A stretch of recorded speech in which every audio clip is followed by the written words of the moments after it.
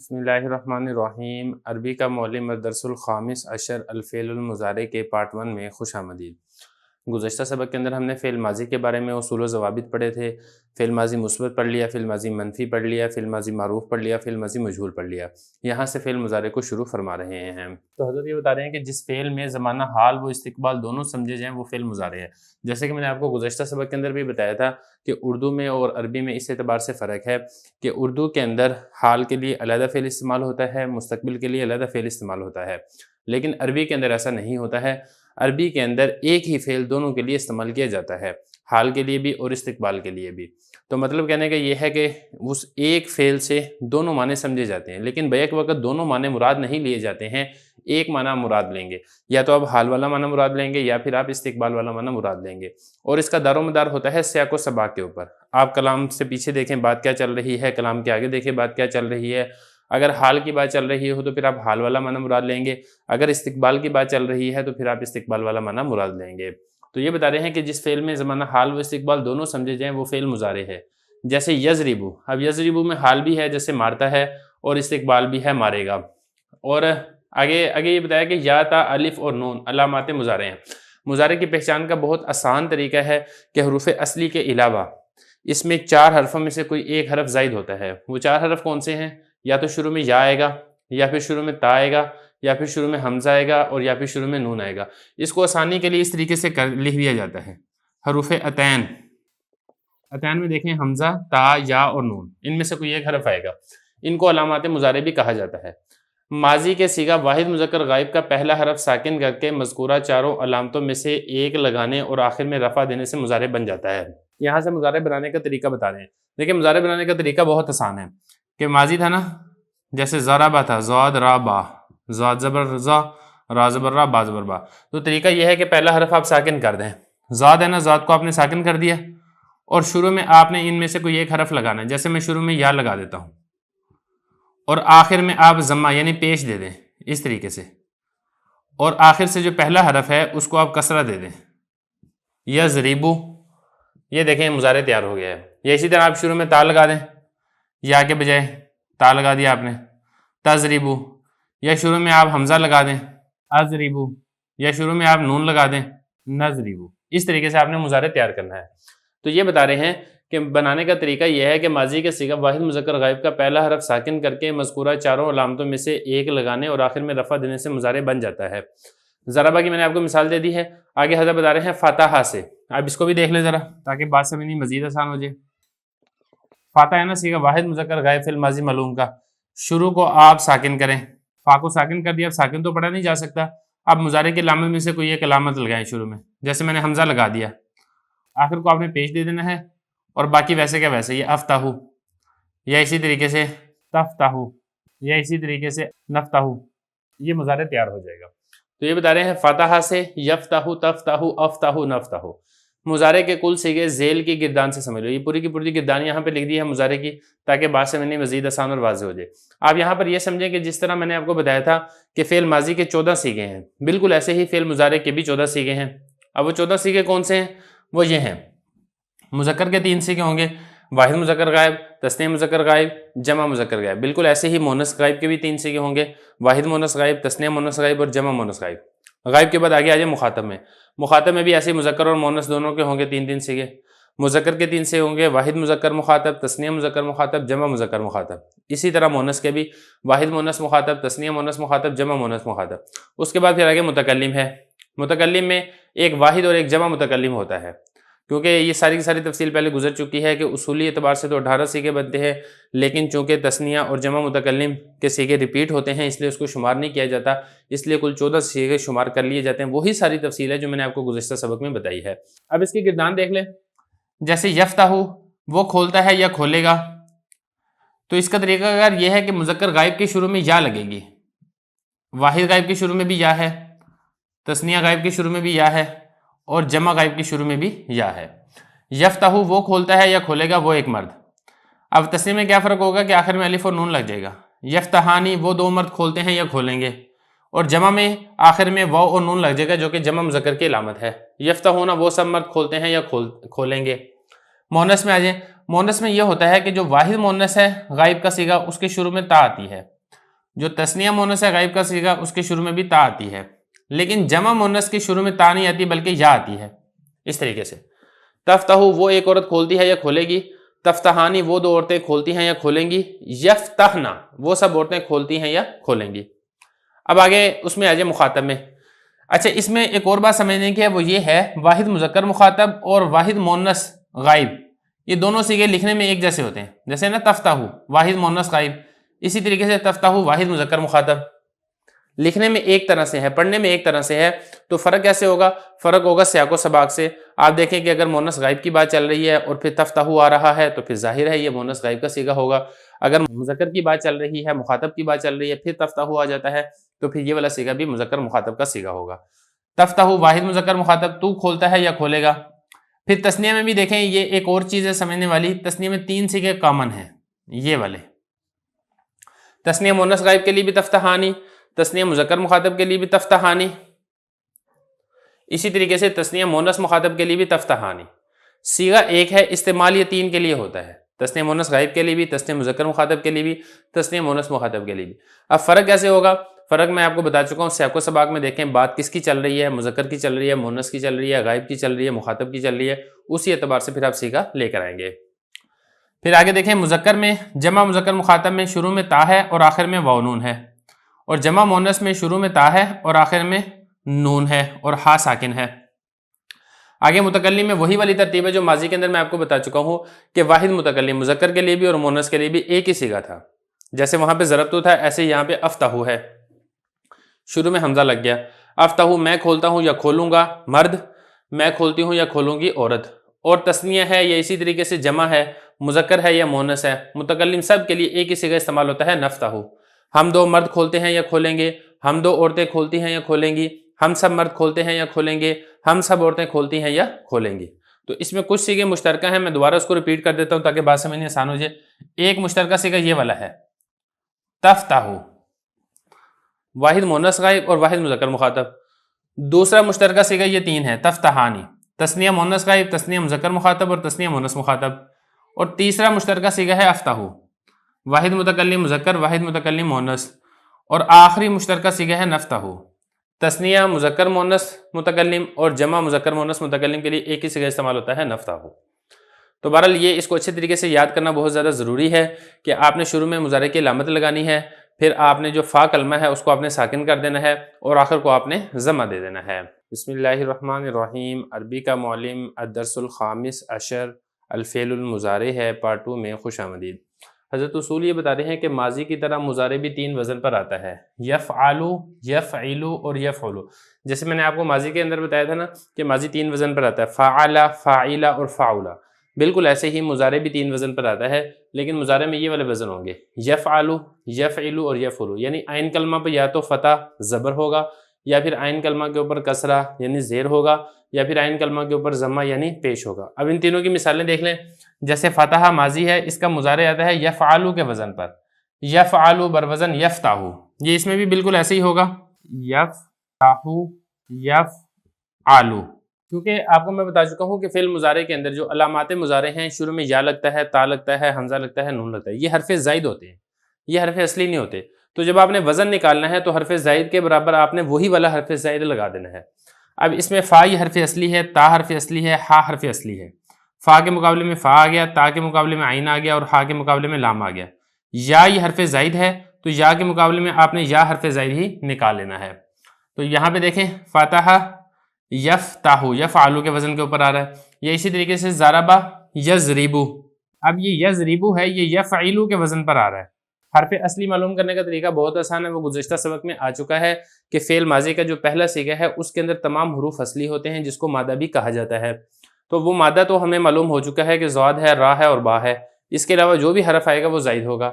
شروع میں یا ہے، علامت مضارع یہ زائد ہے، لہذا جب آپ نے وزن نکالنا ہے تو یا کو یا کے مقابلے میں کر دینا ہے جو کہ زائد حرف ہے، باقی فا عین لام کے مقابلے میں بالکل ویسے ہی والا اصول ہوگا جیسے آپ نے ماضی میں نکالا ہے۔ ضربہ بروزن فعلا تھا، اسی طرح یضربو بروزن یفعلو۔ خلاصہ یہ ہے کہ یہاں پر یفعلو کے وزن کے اوپر آ رہا ہے، یا اسی طریقے سے کرما سے یکرمو، یفعلو کے وزن کے اوپر یکرمو فعل مضارع آ رہا ہے، تو 3 اوزان میں سے کسی بھی وزن کے اوپر فعل مضارع آ سکتا ہے۔ اس کی تفصیل آئندہ لکھی جائے گی، انشاءاللہ آگے چل کے اس کی مزید تفصیل بھی آ جائے گی۔ آگے دیکھیں، آگے سے فرما رہے ہیں کہ تفتح اور تفتحانی گردان میں کئی جگہیں ہیں، انہیں اچھی طرح سمجھ لو۔ یہ میں آپ کو بتا چکا ہوں کہ جو تفتح کا صیغہ ہے یہ واحد مؤنث غائب کے لیے بھی استعمال ہوتا ہے، واحد مذکر مخاطب کے لیے بھی استعمال ہوتا ہے، تو صیغہ ایک ہے، استعمال اس کے 2 ہیں۔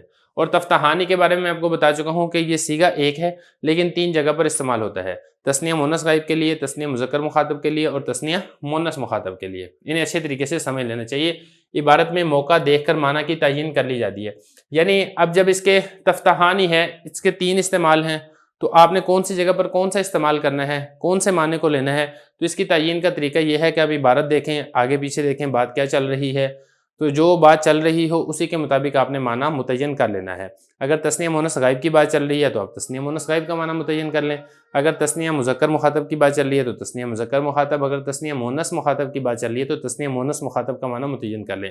اسی طرح تفتح کے اندر بھی ہے، اگر واحد مؤنث غائب کی بات چل رہی ہے تو واحد مؤنث غائب والا معنی ہے، اگر واحد مذکر مخاطب کی بات چل رہی ہے تو پھر واحد مذکر مخاطب والا معنی ہے۔ اور متکلم میں بھی ایسے ہی ہوگا، افتح میں اگر بات کرنے والا مرد ہے تو وہاں پر مرد والا معنی ہوگا، اگر بات کرنے والی عورت ہے تو عورت والا معنی ہوگا۔ نفتح کے اندر بھی ایسے ہی ہے، اگر بات کرنے والے تثنیہ ہے تو پھر تثنیہ والا معنی ہے، بات کرنے والے جمع ہے تو پھر وہاں پر جمع والا معنی مراد لیا جائے گا۔ تو یہ بتا رہے ہیں کہ اچھے طریقے سے سمجھ لو، عبارت میں موقع دیکھ کر معنی کی تعین کر لی جاتی ہے۔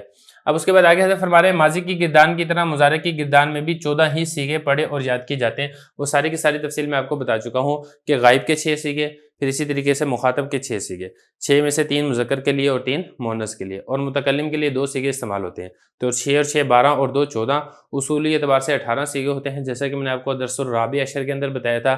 لیکن جو متکلم کے صیغے ہیں ان کو شمار نہیں کیا جاتا ہے 4 صیغوں کو، اس طرح یہ کل 14 صیغے بن جاتے ہیں۔ اس کے بعد آگے سے فرما رہے ہیں کہ مضارع معروف کو مجہول بنانا ہو تو علامت مضارع کو ضمہ اور ماقبل آخر، ماقبل آخر کا کیا مطلب ہے، آخر سے پہلے والا حرف، اس کو فتح دے دو، فتح یعنی زبر دے دو۔ جیسے یضرب سے یضرب، وہ مارا جاتا ہے یا مارا جائے گا، یفتح سے یفتح، یکرم سے یکرم۔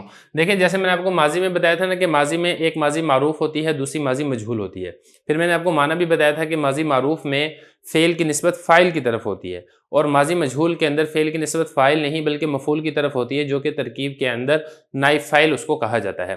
بالکل مضارع میں بھی ایسے ہی ہوتا ہے، مضارع میں ایک مضارع معروف ہوتا ہے جس میں نسبت فاعل کی طرف ہوتی ہے، اور ایسے ہی ایک مضارع مجہول ہوتا ہے جس میں نسبت فاعل نہیں بلکہ مفعول کی طرف ہوتی ہے، جس کو فاعل کے قائم مقام کر دیا جاتا ہے، جس کو نائب فاعل کہہ دیا جاتا ہے۔ تو مضارع کے اندر بھی بالکل ایسے ہی یہ والی ترتیب ہوگی۔ پھر میں نے جیسے آپ کو ماضی کے اندر بتایا تھا کہ ماضی معروف میں تو 3 وزن آتے تھے، فعل، فعیل، فعولا، اور میں نے آپ کو یہ بتایا تھا کہ ماضی مجہول کا ایک ہی وزن ہے فعل۔ بالکل ایسے ہی مضارع معلوم کے تو 3 وزن ہیں، یفعل، یفعل، یفعل، لیکن مضارع مجہول کا صرف ایک ہی وزن ہے اور وہ ہے یفعل، چاہے اس کا مضارع معلوم یفعل ہو، یفتح ہے نا، اس کا بھی جب آپ نے مضارع مجہول بنانا ہے تو آپ نے یفتح بنانا ہے، چاہے اس کا مضارع معلوم یفعل ہو۔ جیسے یضرب ہے، اس کا بھی جب آپ نے مضارع مجہول بنانا ہے تو آپ نے یفعل کے وزن کے اوپر بنانا ہے یضرب، چاہے اس کا مضارع معروف یفعل کے وزن پر ہو۔ جیسے یکرم، اس کا بھی آپ نے اگر مضارع مجہول بنانا ہے تو آپ اس کو یفعل، یکرم کے وزن کے اوپر بنائیں گے۔ تو خلاصہ یہ کہ مضارع معلوم کے تو 3 وزن آتے ہیں لیکن مضارع مجہول کا صرف ایک ہی وزن آتا ہے۔ میں نے یہاں پہ کچھ صیغے بھی لکھ دیں تاکہ بات سمجھنی آسان ہو جائے۔ جیسے اب یہ معلوم ہے نا یضرب، یضرب، اب آپ نے اگر اس کا مضارع مجہول بنانا ہے تو حضرت نے اس کا طریقہ کار یہاں پر یہ بتایا تھا، علامت مضارع کو ضمہ، آخر میں علامت مضارع یہ ہے نا، شروع میں یہ جو یا ہے اس کو علامت مضارع کہا جاتا ہے، اس کو آپ نے ضمہ دے دینا ہے ایک بات، اور آخر سے پہلے والا حرف یہ جو را ہے اس کو آپ فتح دے دیں، فتح یعنی زبر دے دیں، یضرب، تو اب یہ بن گیا ہے مضارع مجہول۔ اسی طریقے سے دوسری صیغہ دیکھیں، یضربانی تھا تو شروع میں ضمہ دے دیں، اور یہ جو را تھا اس را کو آپ نے فتح دے دینا ہے، یضربانی، یہ بن گیا مضارع مجہول۔ اسی طرح یہ تھا یضربون، معلوم کا، یہ معروف آپ کہہ رہے ہیں، معروف کا صیغہ تھا یضربون، جب آپ نے اس کو مجہول بنانا ہے علامت مضارع کو آپ نے ضمہ دے دینا ہے، اور یہ جو با ہے، با سے پہلے والا جو را ہے اس کو آپ نے فتح دے دینا ہے، یضربون، یہ بن جائے گا مضارع مجہول۔ اسی طرح آگے آ جائیں، واحد مؤنث غائب، تضریب تھا معروف کا صیغہ، جب آپ نے اس کو مضارع مجہول بنانا ہے تو آپ اس کو بنائیں گے تضربو، اسی طرح تضربانی، اسی طرح یضربنا، اسی طرح تضربو، تضربانی، تضربونا، تزربینا، تزربانی، تزربنا، ازربو، نزربو۔ تو اس طریقے سے آپ نے مضارع مجہول کی گردان بنانی ہے۔ تو پھر معنی کے اندر بھی آپ نے اس چیز کا خیال رکھنا ہے کہ معنی بھی آپ نے اس کا معلوم والا یا معروف والا معنی آپ نے نہیں کرنا ہے، بلکہ آپ نے اس کا معنی کرنا یضربو، مارا جاتا ہے یا مارا جائے گا وہ ایک مرد۔ تو وہ ایک مرد جو ہم نے معروف کے اندر اس کو فاعل بنایا تھا، یہاں پر آپ نے فاعل نہیں بنانا بلکہ یہاں پر آپ نے اس کو مفعول بنانا ہے۔ اب مارنے والا جو فعل ہے اسے ایک مرد کے اوپر واقع ہو رہا ہے، تو وہ فاعل نہیں بننا بلکہ وہ مفعول واقع ہو رہا ہے۔ تو دوسرے لفظوں میں آپ یہ بھی کہہ سکتے ہیں کہ فعل مضارع مجہول میں فعل کی نسبت فاعل کی طرف نہیں بلکہ مفعول کی طرف ہوتی ہے، جسے فاعل کے قائم مقام کر دیا جاتا ہے، جس کو نائب فاعل بھی کہہ دیا جاتا ہے۔ اب یہ ایک یضربو کی گردان ہے، بالکل ایسے ہی دوسری گردان بھی ہے۔ اب جیسے یفتحو ہے نا، معروف کا صیغہ تھا، یفتحو، یفتحانی، یفتحونا، یہ پہلے میں معروف لکھ رہا ہوں تاکہ بات سمجھنی آسان ہو جائے۔ تفتحو، یہ معروف ہے نا، اب مجہول بنانا ہے تو علامت مضارع کو آپ ضمہ دیں، اور آخر سے پہلے والا تھا تا، اس کو آپ نے فتح دینا تھا، اس کے اوپر پہلے ہی فتح ہے تو آپ کو کچھ بھی کرنے کی ضرورت نہیں ہے۔ یفتحو سے یفتحو، اسی طرح جو علامت مضارع اس کو آپ ضمہ دیں، آخر سے ماقبل یعنی تا تھا، اس کے اوپر پہلے سے ہی فتح ہے، اس میں آپ کو کسی قسم کی تبدیلی کرنے کی ضرورت نہیں ہے۔ اسی طرح یفتحون سے یفتحون، تفتحو سے تفتحو، تو یہ اس طریقے سے آپ نے گردان بنانی ہے۔ تو یہ حضرت فرما رہے ہیں کہ مضارع معروف کو مجہول بنانا ہو تو علامت مضارع کو ضمہ دو، یعنی شروع کے اندر جو حمزہ ہے، تا ہے، یا ہے یا پھر نون ہے، اس کو آپ نے ضمہ دے دینا ہے، اور ما قبل آخر، ما قبل آخر کا کیا مطلب ہوتا ہے؟ آخر سے پہلے والا حرف، اس کو آپ فتح یعنی زبر دے دو، جیسے یضربو سے یضربو۔ اب اس کا ترجمہ یہ ہوگا وہ مارا جاتا ہے یا مارا جائے گا، اب اس کا ترجمہ آپ نے یہ نہیں کرنا کہ وہ مارتا ہے یا مارے گا۔ اسی طرح یفتحو سے یفتحو، یفتحو کا ترجمہ بھی آپ مجہول والا کریں گے، وہ کھولا جاتا ہے یا کھولا جائے گا۔ اسی طریقے سے یکرمو سے یکرمو، اس کا اکرام کیا جاتا ہے یا اس کا اکرام کیا جائے گا۔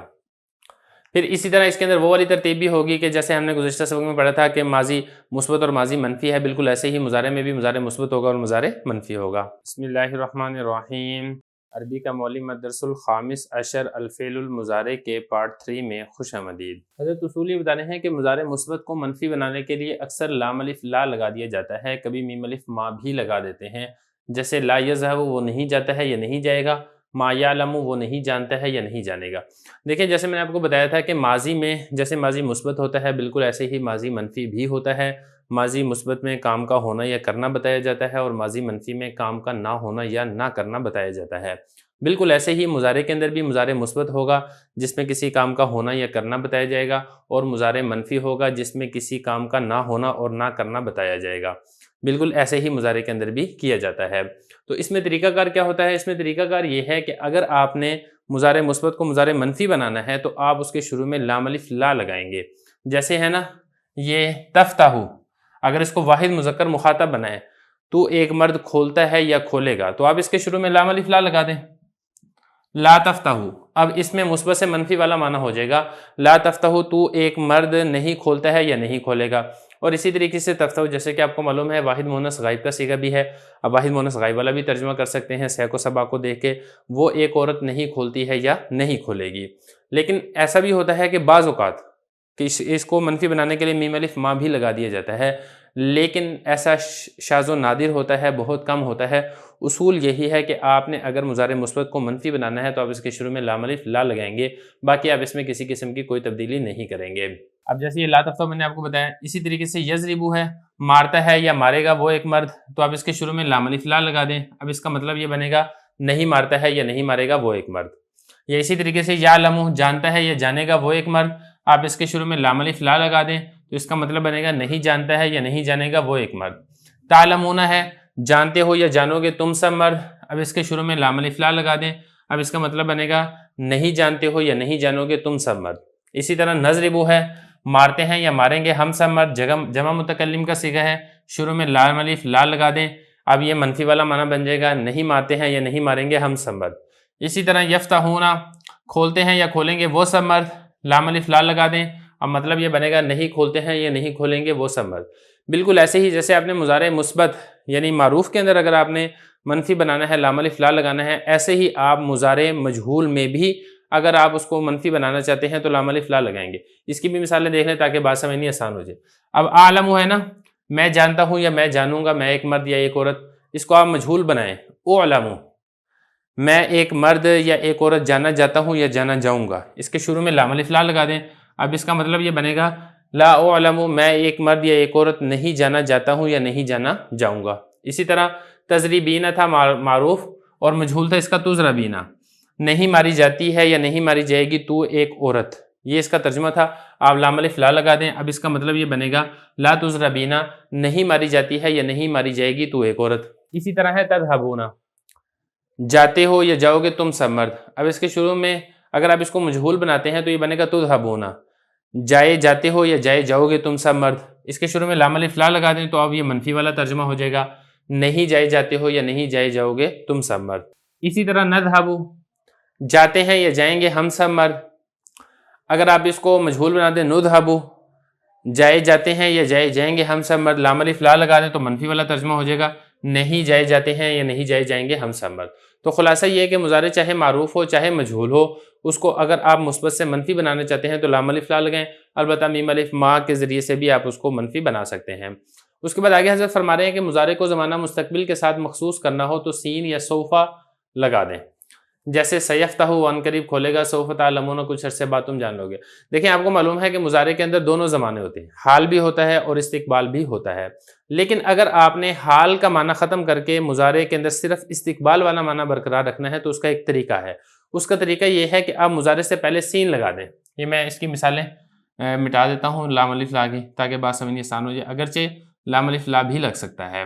اس کی مثال یہ ہے کہ آپ اس کے شروع میں سین لگا دیں، جیسے ہے نا تفتح، کھولتے ہو یا کھولو گے تم تو ایک مرد، اب اس کے شروع میں جب آپ نے سین لگا دی نا ستفتح، اب اس کے اندر کھولتے ہو حال والا معنی ختم ہو جائے گا، صرف استقبال والا معنی باقی رہ جائے گا۔ اب اس کا مطلب یہ بنے گا کھولے گا تو ایک مرد، یا پھر یہ ہے کہ وہ ایک عورت کھولے گی، واحد مؤنث غائب والا۔ یہ اسی طریقے سے آپ شروع میں سوفا بھی لگا سکتے ہیں، سوف یعلم، ان قریب وہ جان لے گا، وہ ایک مرد۔ اب اس میں یہ والا معنی نہیں آپ نے کرنا جانتا ہے، حال والا معنی اس میں سے ختم ہو جائے گا۔ تو اس میں یہ ہے کہ جو سین ہے یا سوفا ہے، حال والے معنی کو ختم کر کے مضارع سے اس کے اندر صرف استقبال والا معنی یعنی مستقبل والا معنی برقرار رکھتے ہیں، جیسے یضربو ہے مارتا ہے یا مارے گا، اب اس کی شروع میں سوفا لگا دیں، اب اس کا مطلب یہ بنے گا ان قریب مارے گا وہ ایک مرد، حال والا معنی ختم ہو گیا۔ اسی طرح نضربو ہے، اس کی شروع میں آپ سین لگا دیں سنضربو، اب اس کا مطلب یہ بنے گا ان قریب ہم ماریں گے ہم سب مرد، مارتے ہیں جو تھا نا حال والا ترجمہ وہ اس سے ختم ہو جائے گا۔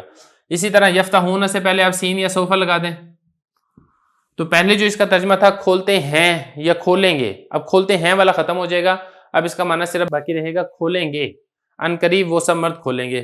اسی طرح عالم ہے جانتا ہوں یا جانوں گا میں ایک مرد، اب اس کے شروع میں سین لگا دیں سأعلم، اس کا مطلب ہے ان قریب میں جان لوں گا، جان لوں گا مستقبل کے اندر جانوں گا، حال کے والا معنی اس سے ختم ہو جائے گا۔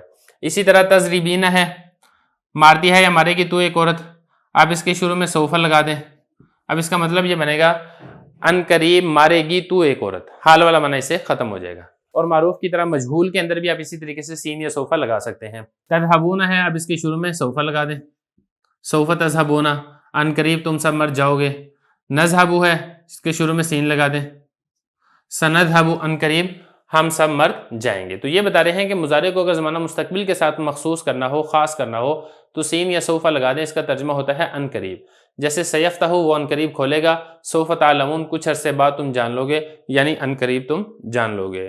حضرت فرما رہے ہیں یہ تو آپ جانتے ہیں کہ مفعول کی جگہ ضمیریں بھی آتی ہیں، عربی میں اس کی دو قسمیں ہیں، متصل اور منفصل۔ دیکھیں فاعل کے بارے میں آپ کو معلوم ہے جو فعل کا کرنے والا ہوتا ہے، اسی طرح دوسرا ہوتا ہے مفعول جس کے اوپر فعل واقع ہوتا ہے۔ جس طریقے سے فاعل کے لیے بھی ضمیر استعمال ہوتی ہے جس کو پروناؤن کہا جاتا ہے، بالکل ایسے ہی مفعول کے لیے بھی ضمیر استعمال کی جاتی ہے۔ یہ جو مفعول والی ضمیر ہے اس کے بارے میں بتا رہے ہیں کہ دو قسمیں ہیں، ایک ہے تو مفعول کی ضمیر وہ جو فعل سے مل کر ہے، اس کو ضمیر متصل کہا جاتا ہے، دوسری وہ جو علیحدہ آتی ہے فعل کے ساتھ مل کر نہیں آتی ہے، اس کو ضمیر منفصل کہا جاتا ہے۔ اور دوسری بات آپ نے یہ سمجھنی ہے کہ فاعل کے اوپر آتا ہے رفع، یعنی اس کو آپ پیش بھی کہہ سکتے ہیں، اس کو آپ ضمہ بھی کہہ سکتے ہیں۔ اسی طرح مفعول کے اوپر آتا ہے فتح، فتح بھی آپ کہہ سکتے ہیں، نصب بھی آپ کہہ سکتے ہیں، زبر بھی آپ کہہ سکتے ہیں۔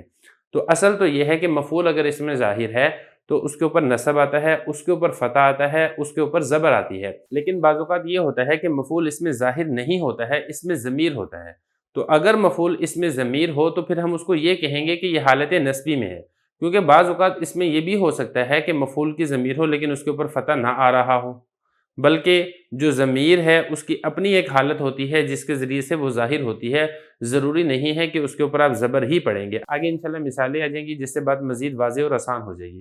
تو یہ حضرت فرما رہے ہیں کہ مفعول چونکہ حالت نصبی میں ہوتا ہے، یعنی اس کے اوپر نصب آتا ہے، اس کے اوپر فتح آتا ہے، اس کے اوپر زبر آتا ہے، اس لیے جو مفعول کی ضمیریں ہیں اس کو آپ کہیں گے ضمائر منصوبہ۔ ضمائر یہ ضمیر کی جمع ہے، اور منصوب کہتے ہیں جس کے اوپر نصب ہو، جس کے اوپر فتح ہو، جس کے اوپر زبر ہو۔ ضمائر منصوبہ متصلہ کے الفاظ وہی ہیں جو ضمائر مجرورہ متصلہ کے الفاظ ہیں۔ دیکھیں سبق نمبر 11، سبق نمبر 11 کے اندر جو ہم نے ضمیر مجرور متصل پڑھی تھی، میں نے یہاں پہ لکھ بھی دی ہے تاکہ بات سمجھنی آسان ہو جائے۔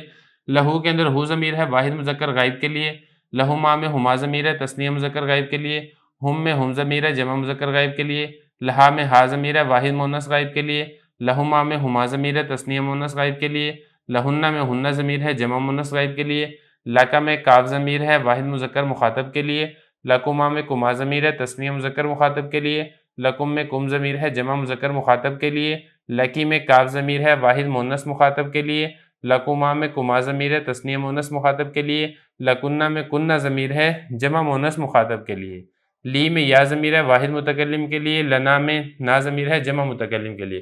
تو یہ حضرت فرما رہے ہیں کہ ضمائر منصوبہ متصلہ کے الفاظ وہی ہیں جو ضمائر مجرورہ متصلہ کے الفاظ ہیں، تو کوئی فرق نہیں ہے۔ جیسے یہ نا لہو لہما لہم، میں آپ کو بتا چکا ہوں، بالکل ایسے ہی ضربہ، ضربہ تھا نا مارا اس ایک مرد نے، اب ہو ضمیر ہے منصوب متصل کی، مطلب یہ کہ مفعول ایک ایسا شخص ہے جو موجود نہیں ہے بلکہ غائب ہے۔ اس کا ترجمہ آپ اس طریقے سے کریں گے، اس ایک مرد نے اس ایک مرد کو مارا جو غائب ہے۔ اسی طرح ضربہما، اس ایک مرد نے جو غائب ہے، جس نے مارا ہے، مارا کس کو ہے؟ ان دو مردوں کو مارا ہے جو غائب ہیں یعنی موجود نہیں ہے۔ اسی طرح ضربہم، اس میں ہم ضمیر منصوب متصل کی ہے، یعنی جو مفعول ہے وہ ایسے جمع مذکر ہیں جو غائب ہیں یعنی موجود نہیں ہے۔ اسی طرح ضربہا میں ہا ضمیر ہے، یعنی مفعول ایک ایسی مؤنث عورت ہے جو موجود نہیں بلکہ غائب ہے۔ ضربہما، مفعول ایسی دو عورتیں ہیں جو موجود نہیں ہیں بلکہ غائب ہیں۔ ضربہن، مفعول ایسی عورتیں ہیں جو جمع ہیں، مؤنث ہیں، موجود نہیں بلکہ غائب ہیں۔ ضربکا، مارا اس ایک مرد نے تجھ ایک مرد کو، مفعول ایک ایسا مذکر ہے جو مخاطب ہے اور واحد ہے۔ اسی طرح ضربکما، یہ تثنیہ مذکر کے لیے بھی کما ضمیر آئے گی اور تثنیہ مؤنث کے لیے بھی آئے گی، مخاطب کے لیے، یعنی مفعول یا تو تثنیہ مذکر ہے یا پھر تثنیہ مؤنث ہے۔ اسی طرح ضربکم میں کم ضمیر ہے، بتانا یہ چاہتے ہیں کہ مفعول جمع مذکر ہے۔ اسی طرح ضرباکی میں کا کی ضمیر ہے جو کہ بتا یہ رہی ہے کہ مفعول واحد عورت ہے جو کہ مخاطب ہے۔ کما میں آپ کو بتا چکا ہوں۔ ضربکنہ میں کنہ ضمیر ہے جو کہ جمع مؤنث مفعول کی حالت بتا رہی ہے۔ تو یہ حضرت فرما رہے ہیں کہ جو ضمائر مجرورہ متصلہ کے الفاظ ہیں، صرف واحد متکلم میں فرق ہے۔ واحد متکلم میں ہم نے یہ پڑھا تھا نا، یا تھا صرف مجرور متصل کی ضمیر، اس میں یا نہیں ہوتا بلکہ نون یا زیر نی لگانا پڑتا ہے۔ جیسے ضربنی، ضربہ تو ہو گیا فعل، نون یا زیر نی لگا دیں گے تو یہ واحد متکلم کی ضمیر بن جائے گی۔ جیسے ضربہو، اس نے اس کو مارا، ضربہما، اس ایک مرد نے ان دو مردوں کو مارا جو موجود نہیں ہیں، یہاں سے لے کے ضربنی اور ضربنا تک۔ اسی طرح یہی ساری ضمیریں آپ مضارع کے ساتھ بھی لگا سکتے ہیں۔ یہاں پہ ماضی کے ساتھ میں نے آپ کو لگا کر دکھا دی ہے، آپ ماضی ہٹا کے آپ مضارع کے ساتھ بھی لگا سکتے ہیں۔ جیسے یضربہ، وہ ایک مرد مارتا ہے یا مارے گا، ہو اس ایک مرد کو جو موجود نہیں ہے بلکہ غائب ہے۔ یضربہما کا کیا مطلب بنے گا؟ وہ ایک مرد مارتا ہے یا مارے گا ان دو مردوں کو جو موجود نہیں ہے بلکہ غائب ہے، یہاں سے لے کے یضربنی اور یضربنا تک۔ اب یضربنی کا ترجمہ کیا بنے گا؟ وہ ایک مرد مارتا ہے یا مارے گا مجھ ایک مرد کو، واحد متکلم کو۔ اور یضربنا کا کیا مطلب بنے گا؟ وہ ایک مرد مارتا ہے یا مارے گا ہم سب مردوں کو یا ہم سب عورتوں کو یا ہم دو مردوں کو یا ہم دو عورتوں کو۔ تو وہی والا سارا اصول اور پیٹرن ہے جو آپ یہاں پہ ماضی کے ساتھ پڑھ چکے ہیں، وہی والی ضمیریں مضارع کے ساتھ بھی آپ لگا سکتے ہیں۔ تو یہ بتا رہے ہیں اسی طرح ہر فعل کے ہر صیغے کے ساتھ مذکورہ ضمیریں ملا سکتے ہیں، چاہے فعل ماضی ہے، فعل ماضی مثبت ہے، فعل ماضی منفی ہے، اسی طریقے سے فعل مضارع ہے، مثبت ہے یا منفی ہے، یا اسی طریقے سے امر ہے، نہیں ہے، کوئی بھی فعل ہے اس کے ساتھ آپ مفعول یعنی منصوب متصل کی ساری ضمیریں آپ لگا سکتے ہیں۔ لیکن حضرت فرما رہے ہیں کہ ایک فرق ہے، فرق یہ ہے کہ فعل ماضی جمع مذکر مخاطب، اس کا صیغہ نا ضربتم، اس کے ساتھ اگر آپ نے ضمیر لگانی ہے تو پھر آپ میم کو ضمہ دے دیں اور اس کے ساتھ آپ واو لگا دیں، اس کو ضربتمو کر دیں، اس کے ساتھ پھر آپ ضمیریں لگا سکتے ہیں، جیسے ضربتموہو، ضربتموہما، ضربتموہم، اس طریقے سے۔ تو یہ تھوڑا سا فرق ہے جس کا خیال اور لحاظ رکھنا یہ ضروری ہے۔ بسم اللہ الرحمن الرحیم، عربی کا معلم الدرس الخامس عشر الفعل المضارع کے پارٹ 4 میں خوش آمدید۔ حضرت اصولی بتا رہے ہیں کہ ضمائر منصوبہ منفصلہ کے الفاظ یہ ہیں: ایاہو، ایاہما، ایاہم، ایاہا، ایاہما، ایاہن، ایاکا، ایاکما، ایاکم، ایاکی، ایاکما، ایاکن، ایایا، ایانا۔ دیکھیں ضمائر منصوب متصلہ کے الفاظ پہلے گزر چکے ہیں، میں آپ کو تفصیل سے بتا چکا ہوں کہ جو ضمیر مجرور متصل کے الفاظ اور حروف ہوتے ہیں وہی تمام حروف ضمائر منصوب متصلہ کے ہوتے ہیں، یعنی مفعول کی ضمیر کے وہی تمام الفاظ اور حروف ہوتے ہیں۔ تو یہاں پہ ضمائر منصوب منفصلہ کے الفاظ بتا رہے ہیں، یعنی وہ ضمیر جو مفعول کی ضمیر ہو اور فعل کے ساتھ مل کر نہ آئے بلکہ فعل سے جدا اور الگ ہو کر آئے، تو اس کے بھی اسی طریقے سے یہی 14 الفاظ ہیں۔ اب وہ 14 الفاظ کون سے ہیں؟ دیکھیں جو ہم نے منصوب متصلہ کے الفاظ پڑھے تھے نا، ہو، ہما، ہم، ہا، ہما، ہننا، کا، کما، کم، کی، کما، کننا، نی اور نا، وہی والے اس کے اندر بھی آپ کو نظر آ رہے ہیں۔ صرف فرق یہ ہے کہ اس کے شروع میں آپ کو یا یہ بھی اضافہ نظر آئے گا، جیسے ایاہو، ایاہما، ایاہم، ایاہا، ایاہما، ایاہنا، وہ سارے وہی والے الفاظ ہیں، صرف ایا کا اس کے اندر اضافہ ہے جو آپ نے وہاں پر ذہن نشین کیے ہیں، آپ اس کو یہاں پر بھی ذہن نشین کر لیں، شروع میں بس ایا کا اضافہ کر لیں۔ مثال کے طور پہ ایاہو کا مطلب ہوگا وہ ایک ایسا مرد جو مفعول واقع ہو رہا ہے اور غائب ہے اور واحد ہے، واحد مذکر غائب، منصوب منفصل کے لیے ایاہو ضمیر استعمال ہوگی، اور اسی طریقے سے تثنیہ مذکر غائب منصوب منفصل کے لیے ایاہما، جمع مذکر غائب منصوب منفصل کے لیے ایاہم، واحد مؤنث غائب منصوب منفصل کے لیے ایاہا اور ایاہما دونوں کے لیے استعمال ہوتا ہے، تثنیہ مذکر غائب کے لیے بھی اور تثنیہ مؤنث غائب کے لیے بھی جو کہ مفعول واقع ہو رہے ہوں، اور اسی طریقے سے ایاہن جمع مؤنث غائب منصوب منفصل کے لیے، ایاکا واحد مذکر مخاطب منصوب منفصل کی ضمیر ہے، ایاکما تثنیہ مذکر مخاطب منصوب منفصل کی ضمیر ہے، ایاکم جمع مذکر مخاطب منصوب منفصل کی ضمیر ہے، ایاکی واحد مؤنث مخاطب منصوب منفصل، ایاکما تثنیہ مؤنث مخاطب منصوب منفصل، ایاکن جمع مؤنث مخاطب منصوب منفصل، ایایا واحد متکلم مفعول کی ضمیر ہے منصوب منفصل کی، ایانا جمع متکلم منصوب منفصل کی ضمیر ہے جمع متکلم کی۔ آگے حضرت فرما رہے ہیں کہ کلام میں زیادہ زور اور حصر پیدا کرنے کے لیے زیادہ تر ان ضمیروں کا استعمال ہوتا ہے۔ دیکھیں جب آپ نے مفعول کی ضمیر بتانی ہو تو اصل تو یہی طریقہ ہے کہ آپ منصوب متصل کی ضمیر استعمال کریں، لیکن جو ضمیر منصوب منفصل کی ضمیر استعمال ہوتی ہے اس کے لیے ایک خاص مقصد ہوتا ہے، اسی مقصد کو حضرت بیان فرما رہے ہیں کہ کلام کے اندر زور پیدا کرنا، کلام کے اندر حصر پیدا کرنا، کلام کے اندر تخصیص پیدا کرنا، یعنی یہ جو فعل ہے اسی مفعول کے اوپر واقع ہو رہا ہے، اس مفعول کے علاوہ کسی اور مفعول کے اوپر یہ فعل واقع نہیں ہو رہا ہے، اسی کو حصر کہا جاتا ہے، اسی کو تخصیص کہا جاتا ہے۔ تو یہ فرما رہے ہیں کہ کلام میں زیادہ زور اور حصر پیدا کرنے کے لیے زیادہ تر ان ضمیروں کا استعمال کیا جاتا ہے، یعنی ضمیر منصوب منفصل کا استعمال کیا جاتا ہے، خاص طور پر جب ان کو فعل پر مقدم کر دیں۔ اگر آپ ضمیر منصوب منفصل کو فعل پر مقدم کر دیں گے تو کلام کے اندر زیادہ زور پیدا ہو جائے گا، کلام کے اندر زیادہ تخصیص اور زیادہ حصر پیدا ہو جائے گا۔ جیسے اب ایاکا آپ پڑھ چکے ہیں، واحد مذکر مخاطب کی ضمیر ہے منصوب منفصل کی، اگر نعبدو فعل سے اس کو مقدم کر کے آپ نے اس طریقے سے پڑھ دیا ایاکا نعبدو، اب اس کا مطلب یہ نہیں ہے کہ ہم آپ کی عبادت کرتے ہیں، بلکہ اب اس کا ترجمہ یہ بنے گا ہم آپ ہی کی عبادت کرتے ہیں، آپ کے علاوہ کسی اور کی عبادت نہیں کرتے ہیں، یعنی جو عبادت والا فعل ہے وہ صرف ایک ہی مفعول کے اوپر واقع ہو رہا ہے جو کہ اللہ رب العزت کی ذات ہے۔ آگے فرما رہے ہیں تنبیہ، ماضی اور مضارع میں عین کلمہ کی حرکت کا خاص طور پر خیال رکھیں۔ کچھ آگے حضرت نے کچھ جملے اور کچھ الفاظ لکھے ہیں جس سے آپ ماضی کی گردان بھی بنا سکتے ہیں، مضارع کی آپ گردان بھی بنا سکتے ہیں۔ ماضی کے بارے میں آپ پڑھ چکے ہیں کہ ماضی میں عین کلمہ کی حرکت یا تو اس کے اوپر فتح ہوگا یعنی زبر، یا اس کے اوپر زیر ہوگی یعنی کسرہ، یا اس کے اوپر پیش یعنی ضمہ ہوگا۔ اسی طریقے سے مضارع کی حرکت کے بارے میں بھی آپ پڑھ چکے ہیں، اس کے اوپر یا فتح ہوگا یا اس کے اوپر ضمہ ہوگا یا پھر اس کے اوپر کسرہ ہوگا۔ تو یہ فرما رہے ہیں کہ یہ جو دونوں ہیں نا ان کا آپ نے خیال رکھ کے آپ نے اس کے جملے بنا سکتے ہیں اور اس کا ترجمہ بھی آپ کر لیں۔ جیسے کہ خلقہ ہے نا، اس میں ماضی میں عین کلمہ کے اوپر فتح ہے اور اس میں مضارع کے عین کلمہ کے اوپر ضمہ ہے۔ خلقہ یخلق بروزن فعل یفعل، میں لکھ بھی دیتا ہوں تاکہ بات سمجھنی آسان ہو جائے۔ یہ خلقہ بروزن فعل اور یخلق بروزن یفعل۔ اب یہ دیکھیں ماضی میں جو عین کلمہ لام ہے اس کے اوپر فتح ہے اور مضارع میں جو عین کلمہ لام ہے اس کے اوپر ضمہ ہے۔ یہ ایک پورا باب ہے جس کو باب ناصرہ کہا جاتا ہے۔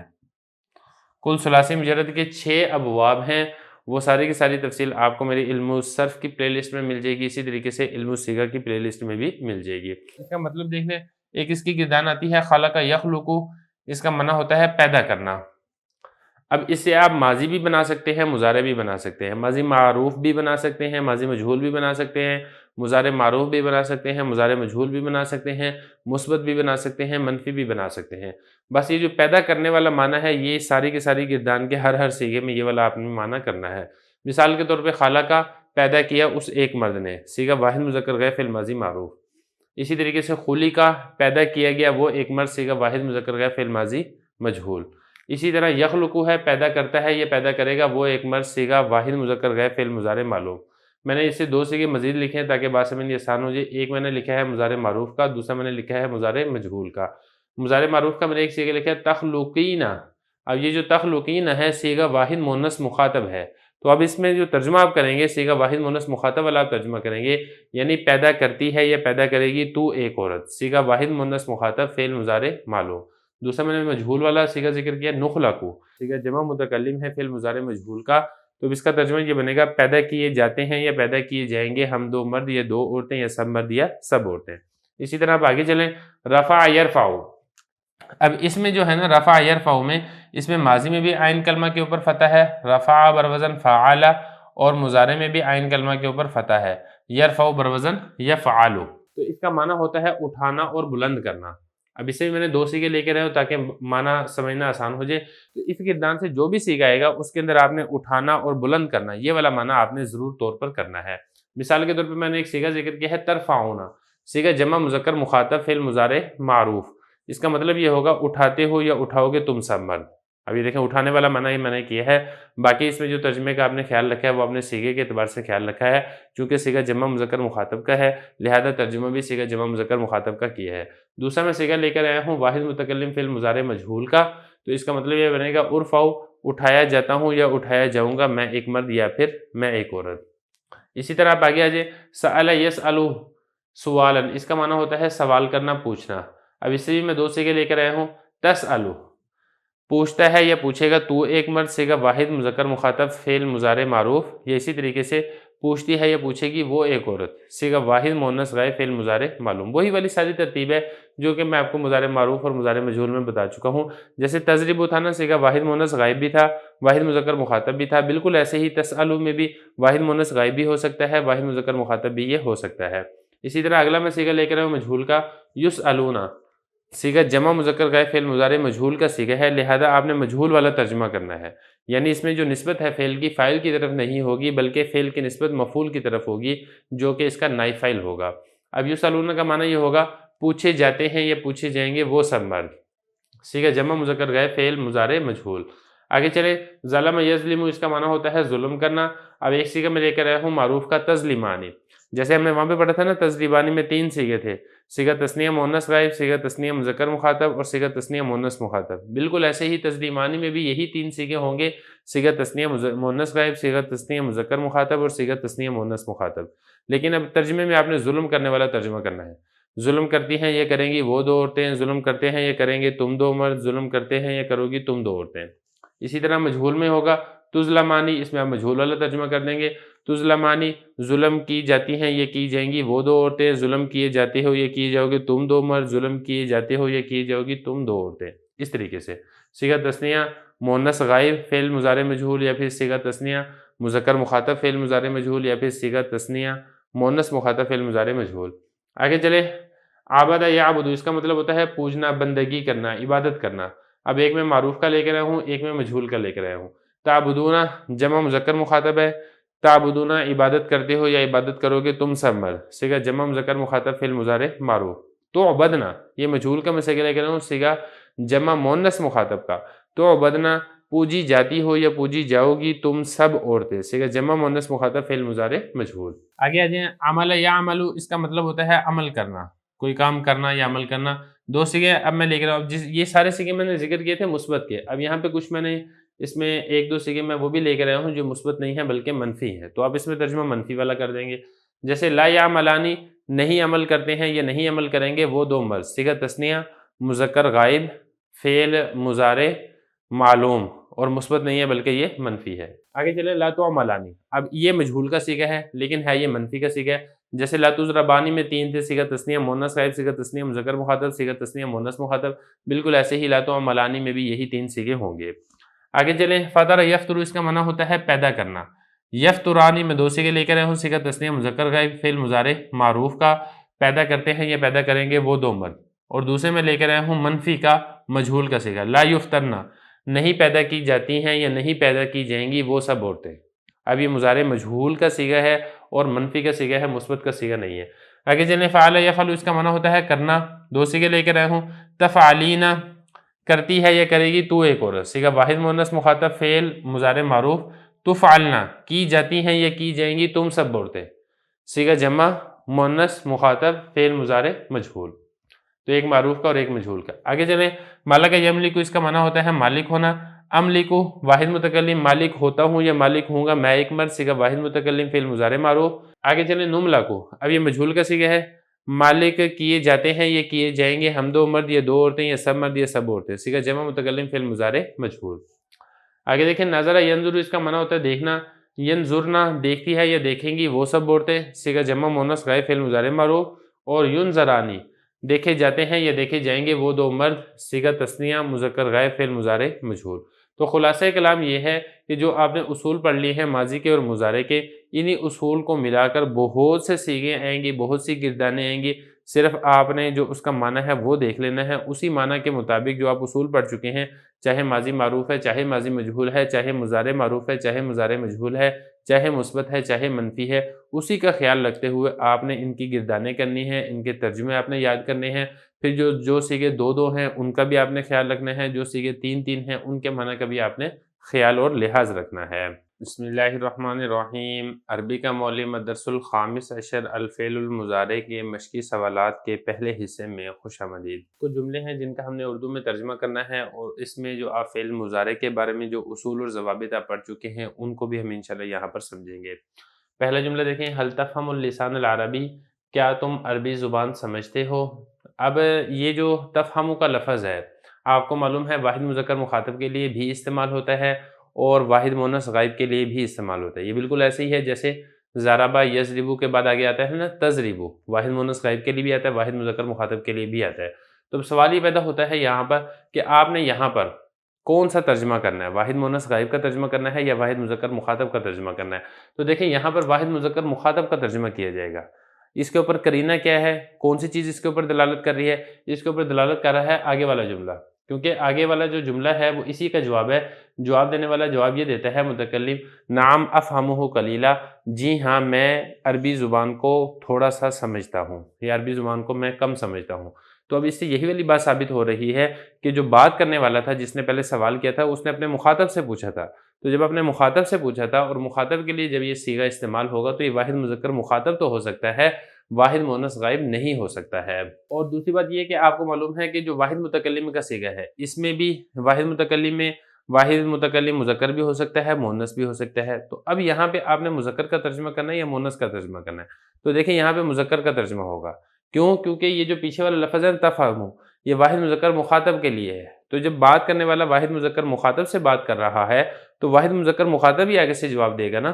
ایسا تو نہیں ہے نا کہ وہ آپ کا وہ سوال کر رہا ہو ایسے مخاطب سے جو مذکر ہے اور جواب دے مؤنث، ایسے تو نہیں ہوگا، پھر جواب تو اس کو مذکر ہی دے گا، لہذا آپ نے اس کا ترجمہ کرنا ہے واحد متکلم مذکر والا، اور آپ اس کا ترجمہ کریں گے جی ہاں میں عربی زبان قلیل سمجھتا ہوں، سمجھتی نہیں بلکہ سمجھتا ترجمہ کریں گے۔ دوسرا جملہ دیکھیں، من یکتب ھذا الکتاب، یہ والی کتاب کون لکھتا ہے یا پھر یہ والی کتاب کون لکھے گا؟ تو جواب دینے والے نے یہ کہا تکتبہ اختی مریم، میری بہن مریم یہ والی کتاب لکھتی ہے۔ اب یہاں پر بھی وہی والی بات ہے جو میں نے آپ کو اوپر بتائی ہے، تکتبو یہ استعمال ہوتا ہے واحد مؤنث غائب کے لیے بھی اور واحد مذکر مخاطب کے لیے بھی، لیکن یہاں پر یہ واحد مذکر مخاطب کے لیے استعمال نہیں ہو رہا ہے، واحد مؤنث غائب کے لیے استعمال ہو رہا ہے، کیونکہ اس کا جو فاعل ہے نا وہ یہ ہے، اختی مریم ہے، اور یہ جو مریم ہے آپ کو معلوم ہے یہ مؤنث ہے، تو فعل کا فاعل مؤنث ہے تو ظاہر بات ہے کہ فعل یہ بھی مؤنث ہوگا، ایسے تو نہیں ہو سکتا کہ فعل مذکر ہو اور اس کا فاعل مؤنث ہو۔ تو لہذا بات کرنے والا یہ بتا رہا ہے کہ یہ جو تکتبو ہے اس کا فاعل یہ میری بہن مریم ہے جو کہ موجود نہیں ہے بلکہ غائب ہے، تو یہاں پر واحد مؤنث غائب کے لیے تکتبو کا صیغہ استعمال کیا جا رہا ہے۔ آگے چلیں، ماشاء اللہ یہ تکتبو جیداً وانت لا تکتب، تو جو سوال کرنے والے نے پہلے پوچھا تھا نا یہ والی کتاب کون لکھتا ہے، جب اس کو یہ والا جواب ملا کہ میری بہن مریم یہ والی کتاب لکھتی ہے تو پھر اس نے آگے سے کہا ماشاء اللہ، یعنی بہت اچھی بات ہے کہ آپ کی بہن مریم یہ والی کتاب لکھتی ہے، تو پھر اس نے یہ کہا یہ تکتبو جیدہ، وہ بہت اچھا لکھتی ہے۔ تو اب یہاں پہ بھی دیکھیں چونکہ مریم کے بارے میں بات ہو رہی ہے جو موجود نہیں ہے، لہذا اب یہ جو تکتبو کا صیغہ استعمال ہوگا یہ واحد مؤنث غائب والا صیغہ ہوگا، واحد مذکر مخاطب والا صیغہ نہیں ہوگا۔ وَأَنْتَ لَا تَكْتُبُ، اب بات کرنے والا اپنے مخاطب سے پوچھتا ہے تم لکھتے نہیں ہو۔ اب دیکھیں یہاں پر تکتبو یہ بھی ایک جیسا صیغہ ہے اور تکتبو یہ بھی ایک جیسا صیغہ ہے، یہ تو ہے واحد مؤنث غائب والا، لیکن یہ واحد مؤنث غائب کا نہیں ہے کیونکہ بات کرنے والا اپنے مخاطب سے پوچھ رہا ہے جو کہ مذکر ہے، تو یہاں پر لا تکتبو میں آپ نے واحد مذکر مخاطب والا ترجمہ کرنا ہے۔ تو مطلب یہ کہ سوال کرنے والا سوال یہ کر رہا ہے کہ آپ کی بہن مریم وہ تو اچھا لکھتی ہے، تم نہیں لکھتے ہو، اور دوسری بات یہ کہ مثبت نہیں منفی ہے کیونکہ اس کے شروع میں لام الف لا آ گیا ہے۔ تو پھر وہ آگے سے جواب دیتا ہے یا سیدی اے میرے سردار جناب والا، انا لا اکتب، میں نہیں لکھتا ہوں، لان فی یدی وجع، اس لیے کہ میرے ہاتھ میں درد ہے۔ تو اب یہاں پہ دیکھیں لا اکتب، اکتبو میں واحد متکلم مذکر بھی ہو سکتا ہے مؤنث بھی ہو سکتا ہے، لیکن جب یہاں پہ لا تکتبو میں مذکر کے لیے استعمال ہو رہا ہے تو واحد متکلم یہ بھی مذکر ہوگا، یہ مؤنث نہیں ہوگا۔ آگے چلیں، الی این تذهب یا احمد، اے احمد تم کہاں جاتے ہو۔ اب یہاں پر بھی دیکھیں تذهب واحد مؤنث غائب کے لیے بھی آ سکتا ہے، واحد مذکر مخاطب کے لیے بھی آ سکتا ہے، لیکن یہاں پر واحد مذکر مخاطب کے لیے استعمال ہو رہا ہے۔ کیوں؟ کیونکہ دیکھیں یا احمد، احمد کا لفظ خود بتا رہا ہے کہ یہ جو سوال ہے یہ احمد سے کیا جا رہا ہے اور احمد مذکر ہوتا ہے مؤنث نہیں ہوتا، تو لہذا یہ والا جو صیغہ ہوگا یہ بھی واحد مذکر مخاطب کا ہوگا۔ اور احمد اب آگے سے جواب کیا دے رہا ہے، انا اذهب الى السوق، میں بازار جا رہا ہوں، تو یہاں پر اذهب میں واحد متکلم مذکر ہوگا مؤنث نہیں ہوگا کیونکہ بات احمد سے ہو رہی ہے اور احمد مذکر ہے، لہذا جو جواب دے رہا ہے وہ بھی مذکر ہی ہوگا مؤنث نہیں ہوگا۔ متی ترجع من السوق، تم بازار سے کب لوٹو گے، تو یہ دیکھیں ترجع یہ بھی واحد مذکر مخاطب ہوگا کیونکہ بات چیت جو ہے وہ مذکر سے چل رہی ہے، اور مذکر کے لیے جب ترجع کا لفظ استعمال ہوگا تو یہ واحد مذکر مخاطب کا صیغہ ہوگا، واحد مؤنث غائب نہیں ہوگا۔ تو وہ آگے سے یہ کہہ رہا ہے سأرجع منها فی ساعۃ واحدہ، میں ایک گھڑی میں یا ایک گھنٹے میں واپس لوٹ آؤں گا۔ اب یہاں پہ ایک اور اصول آپ سمجھ لیں کہ مضارع کے اندر میں نے آپ کو بتایا تھا نا کہ مضارع میں ایک حال والا معنی ہوتا ہے اور دوسرا استقبال والا معنی ہوتا ہے، لیکن یہاں پر حال والا معنی نہیں ہے، یہاں پر معنی ہو رہا ہے استقبال والا، کیونکہ کلام کا اگر آپ چلاؤ دیکھیں گے نا، اس نے یہ کہا کہ میں بازار جا رہا ہوں، تو پھر وہ آگے سے یہ پوچھتا ہے کہ تم بازار سے واپس کب لوٹو گے، یعنی مستقبل کے اندر تم بازار سے کب واپس لوٹو گے، تو وہ آگے سے جواب بھی یہی دے رہا ہے مستقبل والا، اور اس نے یہ کہہ دیا سأرجع، جیسے کہ میں نے آپ کو بتایا تھا کہ مضارع پر جب سین داخل ہو جاتا ہے تو اس سے حال والا معنی ختم ہو جاتا ہے اور صرف استقبال والا معنی باقی رہ جاتا ہے، تو اب اس میں بھی صرف استقبال والا معنی باقی رہ گیا ہے، اور وہ بتانے والا یہ بتا رہا ہے کہ میں عنقریب لوٹوں گا، میں جلد ہی بازار سے واپس لوٹ آؤں گا۔ آگے چلیں، یا اولاد، اے بچو، ای کتاب تقرؤون، کون سی کتاب تم پڑھ رہے ہو۔ تو اب یہ دیکھیں تقرؤون جو ہے یہ صیغہ جمع مذکر مخاطب کا صیغہ ہے، تو ترجمے کے اندر بھی آپ نے یہی والا ترجمہ کرنا ہے کہ تم کون سی کتاب پڑھ رہے ہو، اور سیاق و سباق بتا رہا ہے کہ یہاں پر حال والا معنی ہے، استقبال والا معنی نہیں ہے، لہذا آپ نے یہاں پہ استقبال والا معنی نہیں کرنا، اے بچوں تم کون سی کتاب پڑھو گے، یہ والا آپ نے ترجمہ نہیں کرنا۔ اب وہ آگے سے جواب دیتے ہیں، اے ہمارے سردار ہم تسہیل الادب کتاب پڑھ رہے ہیں۔ حل تشربون الشائی، اب وہی اپنے بچوں سے سوال کرتا ہے کیا تم چائے پیتے ہو، تو وہ آگے سے جواب کیا دیتے ہیں، نحن لا نشرب الشائی، ہم چائے نہیں پیتے ہیں اور قہوہ بھی نہیں پیتے ہیں، نہ ہم چائے پیتے ہیں اور نہ ہی ہم قہوہ پیتے ہیں۔ حل بعثتم الی الحاکم اليوم، کیا تمہیں بھیجا گیا تھا حاکم کی طرف آج کے دن۔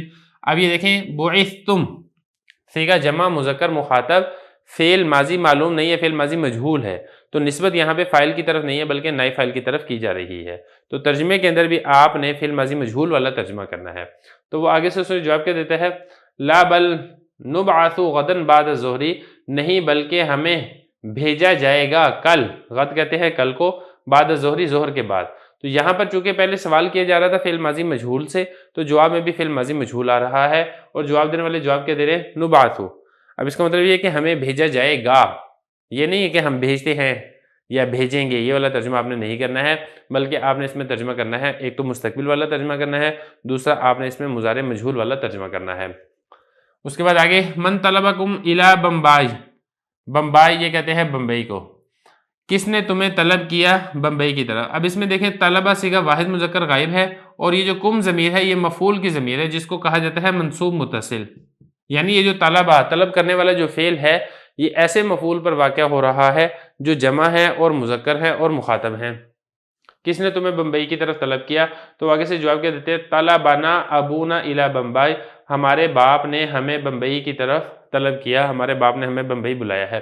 اب اس میں ایک اور آپ نے سمجھنا ہے کہ یہ جو ہے نا طلبنا، یہ دو ہو سکتے ہیں، ایک اس کو آپ طلبنا بھی پڑھ سکتے ہیں، صیغہ جمع متکلم فعل ماضی معروف، تو پھر اس کا ترجمہ یہ بنے گا کہ ہم دو مردوں یا دو عورتوں نے یا سب مردوں یا سب عورتوں نے طلب کیا، لیکن یہ والا ترجمہ سیاق و سباق کے اعتبار سے مناسب نہیں بنتا، لہذا یہ طلبنا نہیں آپ پڑھ سکتے، لیکن اگر آپ اس کو پڑھیں گے نا طالبانا تو پھر یہ دو الگ الگ ہوں گے، ایک ہوگا طلبہ یعنی طلب کیا اس ایک مرد نے، صیغہ واحد مذکر غائب فعل ماضی معلوم، اور نون الف نا یہ مفعول کی ضمیر ہوگی منصوب متصل کی، اس ایک مرد نے ہم دو مردوں یا دو عورتوں یا سب مردوں یا سب مردوں کو طلب کیا، تو لہذا آپ نے اس کو طلبنا پڑھنا ہے۔ تو یہ ان دونوں میں تھوڑا سا فرق ہے، اس کو ملحوظ خاطر رکھنا بہت زیادہ ضروری ہے، یعنی ہمارے جو ابا جان ہیں جو کہ طلبہ کا فاعل واقع ہو رہے ہیں، انہوں نے ہم سب کو طلب کیا ہے، بلایا ہے بمبئی شہر کی طرف۔ بسم اللہ الرحمن الرحیم۔ عربی کا معلم الدرس الخامس عشر الفعل المضارع کے مشقی سوالات کے دوسرے حصے میں خوش آمدید۔ پہلا جملہ دیکھیں، هل تعلمون من خلقکم ووالدیکم، کیا تم جانتے ہو، من خلقکم کس نے پیدا کیا تمہیں، ووالدیکم اور تمہارے والدین کو۔ اب یہ دیکھیں تعلمون یہ جمع مذکر مخاطب ہے، فعل مضارع معلوم، اور آپ کو معلوم ہے کہ فعل مضارع معلوم میں ایک حال والا معنی ہوتا ہے اور دوسرا استقبال والا معنی ہوتا ہے، لیکن یہاں پر حال والا معنی کریں گے، استقبال والا معنی نہیں کیا جائے گا، کیونکہ سیاق و سباق اگر آپ دیکھیں گے تو حال کے اوپر واضح طور پر دلالت ہو رہی ہے، کیونکہ اگر یہاں پر یہ والا معنی کیا جائے استقبال والا تو پھر اس کا معنی یہ بنے گا کیا تم جان لو گے مستقبل کے اندر، حالانکہ یہ سیاق و سباق کے اعتبار سے یہ درست نہیں بنتا ہے۔ آگے دیکھیں، من خلقکم کس نے تمہیں پیدا کیا، تو خالق یہاں پر صیغہ ہے واحد مذکر غائب فعل ماضی معلوم کا، اور یہ جو کم ضمیر ہے یہ جمع مذکر مخاطب کی ضمیر ہے، مفعول کی منصوب متصل کی یہ ضمیر ہے۔ اس کے بعد آگے چلے، اللہ خلقنی و خلق والدیہ، اللہ نے مجھے پیدا کیا اور میرے والدین کو پیدا کیا، تو خلق یہ دوبارہ وہی والا صیغہ ہے واحد مذکر غائب فعل ماضی معلوم کا، اور یہ جو نون یا زیر نی ہے جیسا کہ میں نے آپ کو بتایا تھا کہ اس میں جو ضمیریں ہوتی ہیں منصوب کی، یہ بالکل وہی والی ضمیریں ہوتی ہیں جو مجرور متصل کی ضمیریں ہیں، البتہ فرق یہ تھا کہ واحد متکلم کے لیے نون یا زیر نی استعمال ہوتا ہے، تو یہ واحد متکلم ہے جو کہ خالقہ کا مفعول واقع ہو رہا ہے، اس لیے یہاں پر نون یا زیر نی استعمال کیا جا رہا ہے۔ آگے بھی ایسے ہی ہے، خالقہ واحد مذکر غائب فعل ماضی معلوم کا یا معروف بھی کہہ سکتے ہیں، اس کا یہ صیغہ ہے۔ اس کے بعد آگے چلیں، ماذا تطلبین منا یا عائشہ، تو اے عائشہ تم کیا چیز ہم سے طلب کرتی ہو۔ اب یہ تطلبین واحد مذکر مخاطب فعل مضارع معروف کا یہ صیغہ ہے۔ انما اطلب منکم کتابا ینفعنی، سوائے اس کے نہیں میں طلب کرتی ہوں تم سے ایسی کتاب جو مجھے نفع دے۔ اب اطلب یہ واحد متکلم ہے، اور واحد متکلم میں جیسا کہ آپ کو معلوم ہے مذکر کا بھی احتمال ہوتا ہے، مونث کا بھی احتمال ہوتا ہے، یہاں پر یہ مونث کے لیے استعمال ہو رہا ہے کیونکہ یہ سوال ہو رہا تھا عائشہ سے اور عائشہ اپنے بارے میں بتا رہی ہے، ظاہر ہے کہ عائشہ مونث ہے مذکر نہیں ہے۔ اس کے بعد آگے ہے ینفعنی، ینفع واحد مذکر غائب فعل مضارع معروف کا یہ صیغہ ہے، اور نون یا زیر نی واحد متکلم مفعول یعنی منصوب متصل کی ضمیر ہے، یہ بالکل ایسے ہی ہے جیسے کہ یہاں پر ہے خلقنی۔ فرق یہاں پر یہ ہے کہ خلقنی میں جو نون یا زیر نی ضمیر ہے یہ ماضی معروف کے ساتھ استعمال ہو رہی ہے، جبکہ ینفعنی میں یہ نون یا زیر نی ضمیر استعمال ہو رہی ہے فعل مضارع معروف سے۔ آگے چلیں، هل رأیتمونا امس فی الجامع، کیا تم سب نے ہمیں دیکھا تھا گزشتہ کل جامع مسجد میں۔ اب یہ رأیتم یہ نون الف نا ضمیر پہلے سمجھ لیں، یہ جمع متکلم کی ضمیر ہے، جمع متکلم منصوب متصل، ایک بات تو اس میں یہ سمجھنی ہے، اور دوسرا یہ ہے کہ یہ جو رأیتمو ہے یہ اصل میں ہے رأیتم، صیغہ جمع مذکر مخاطب فعل ماضی معروف، پھر یہ رأیتم تو نہیں ہے، یہ رأیتمو ہے۔ یہ میں آپ کو اصول بتا چکا ہوں کہ جب منصوب متصل کی ضمیر لگتی ہے جمع مذکر مخاطب کے ساتھ تو پھر آخر میں اس میں یہ جو میم ہے، اس میم جو ساکن ہوتا ہے، اس میم کے اوپر ضمہ ڈال کے اس کے بعد واو کا اضافہ کر دیا جاتا ہے، تو رأیتم سے اس طریقے سے رأیتمو بن چکا ہے۔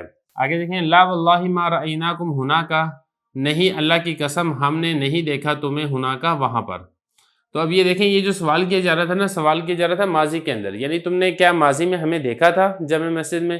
تو وہ آگے سے جواب کیا دے رہے ہیں کہ نہیں، ہم نے ماضی میں تمہیں جامع مسجد میں نہیں دیکھا تھا۔ ما رأینا، ہم نے نہیں دیکھا، یہ جمع متکلم ہے اور میم الف ما شروع میں نافیہ ہے، ہم نے نہیں دیکھا۔ اب یہ کم ضمیر جمع مذکر مخاطب منصوب متصل کی ضمیر ہے۔ آگے چلیں، هل تسمع اخبار الحرب فی الرادیو، کیا تم جنگ کی خبریں سنتے ہو؟ رادیو، یہ کہتے ہیں ریڈیو کو۔ تسمعو، اب یہ دیکھیں سوال ہو رہا ہے مخاطب سے، تو جب یہ مخاطب سے سوال ہو رہا ہے تو تسمعو میں اگرچہ واحد مؤنث غائب کا بھی احتمال ہے، لیکن مخاطب سے سوال ہونا یہ ایک قرینہ پایا جا رہا ہے جس سے معلوم ہوتا ہے کہ یہاں پر یہ واحد مذکر مخاطب کے لیے صیغہ استعمال ہو رہا ہے، تو یہ واحد مذکر مخاطب کا یہ صیغہ ہے۔ تو آگے وہ کہہ رہا ہے ای واللہ، جی ہاں اللہ کی قسم، اسمعو میں سنتا ہوں، صباح و مساء، صبح و شام، یعنی جنگ کی جو خبریں ہیں میں ریڈیو میں صبح و شام سنتا ہوں۔ اب اس میں اسمعو یہ واحد متکلم کا صیغہ ہے فعل مضارع معلوم کا، اور اس کے اندر بھی مذکر اور مؤنث دونوں کا احتمال ہے، لیکن جو سوال ہے وہ چونکہ مذکر سے کیا جا رہا تھا اس لیے یہاں پر جواب کے اندر بھی مذکر ہی استعمال ہوگا۔ وَهَلْ تَقْرَأُ الْجَرَائِد، کیا تم اخبار پڑھتے ہو؟ یہ جو جرائد ہے یہ جریدہ کی جمع ہے، اخبار کو کہا جاتا ہے۔ تقرأ یہ واحد مذکر مخاطب کا صیغہ ہے، اگرچہ اس میں واحد مؤنث غائب کا بھی احتمال ہے، لیکن چونکہ یہ ساری کی ساری بات جو پیچھے چل رہی ہے یہ مخاطب سے چل رہی ہے، لہذا یہاں پر واحد مذکر مخاطب کے لیے اس کو استعمال کیا جا رہا ہے۔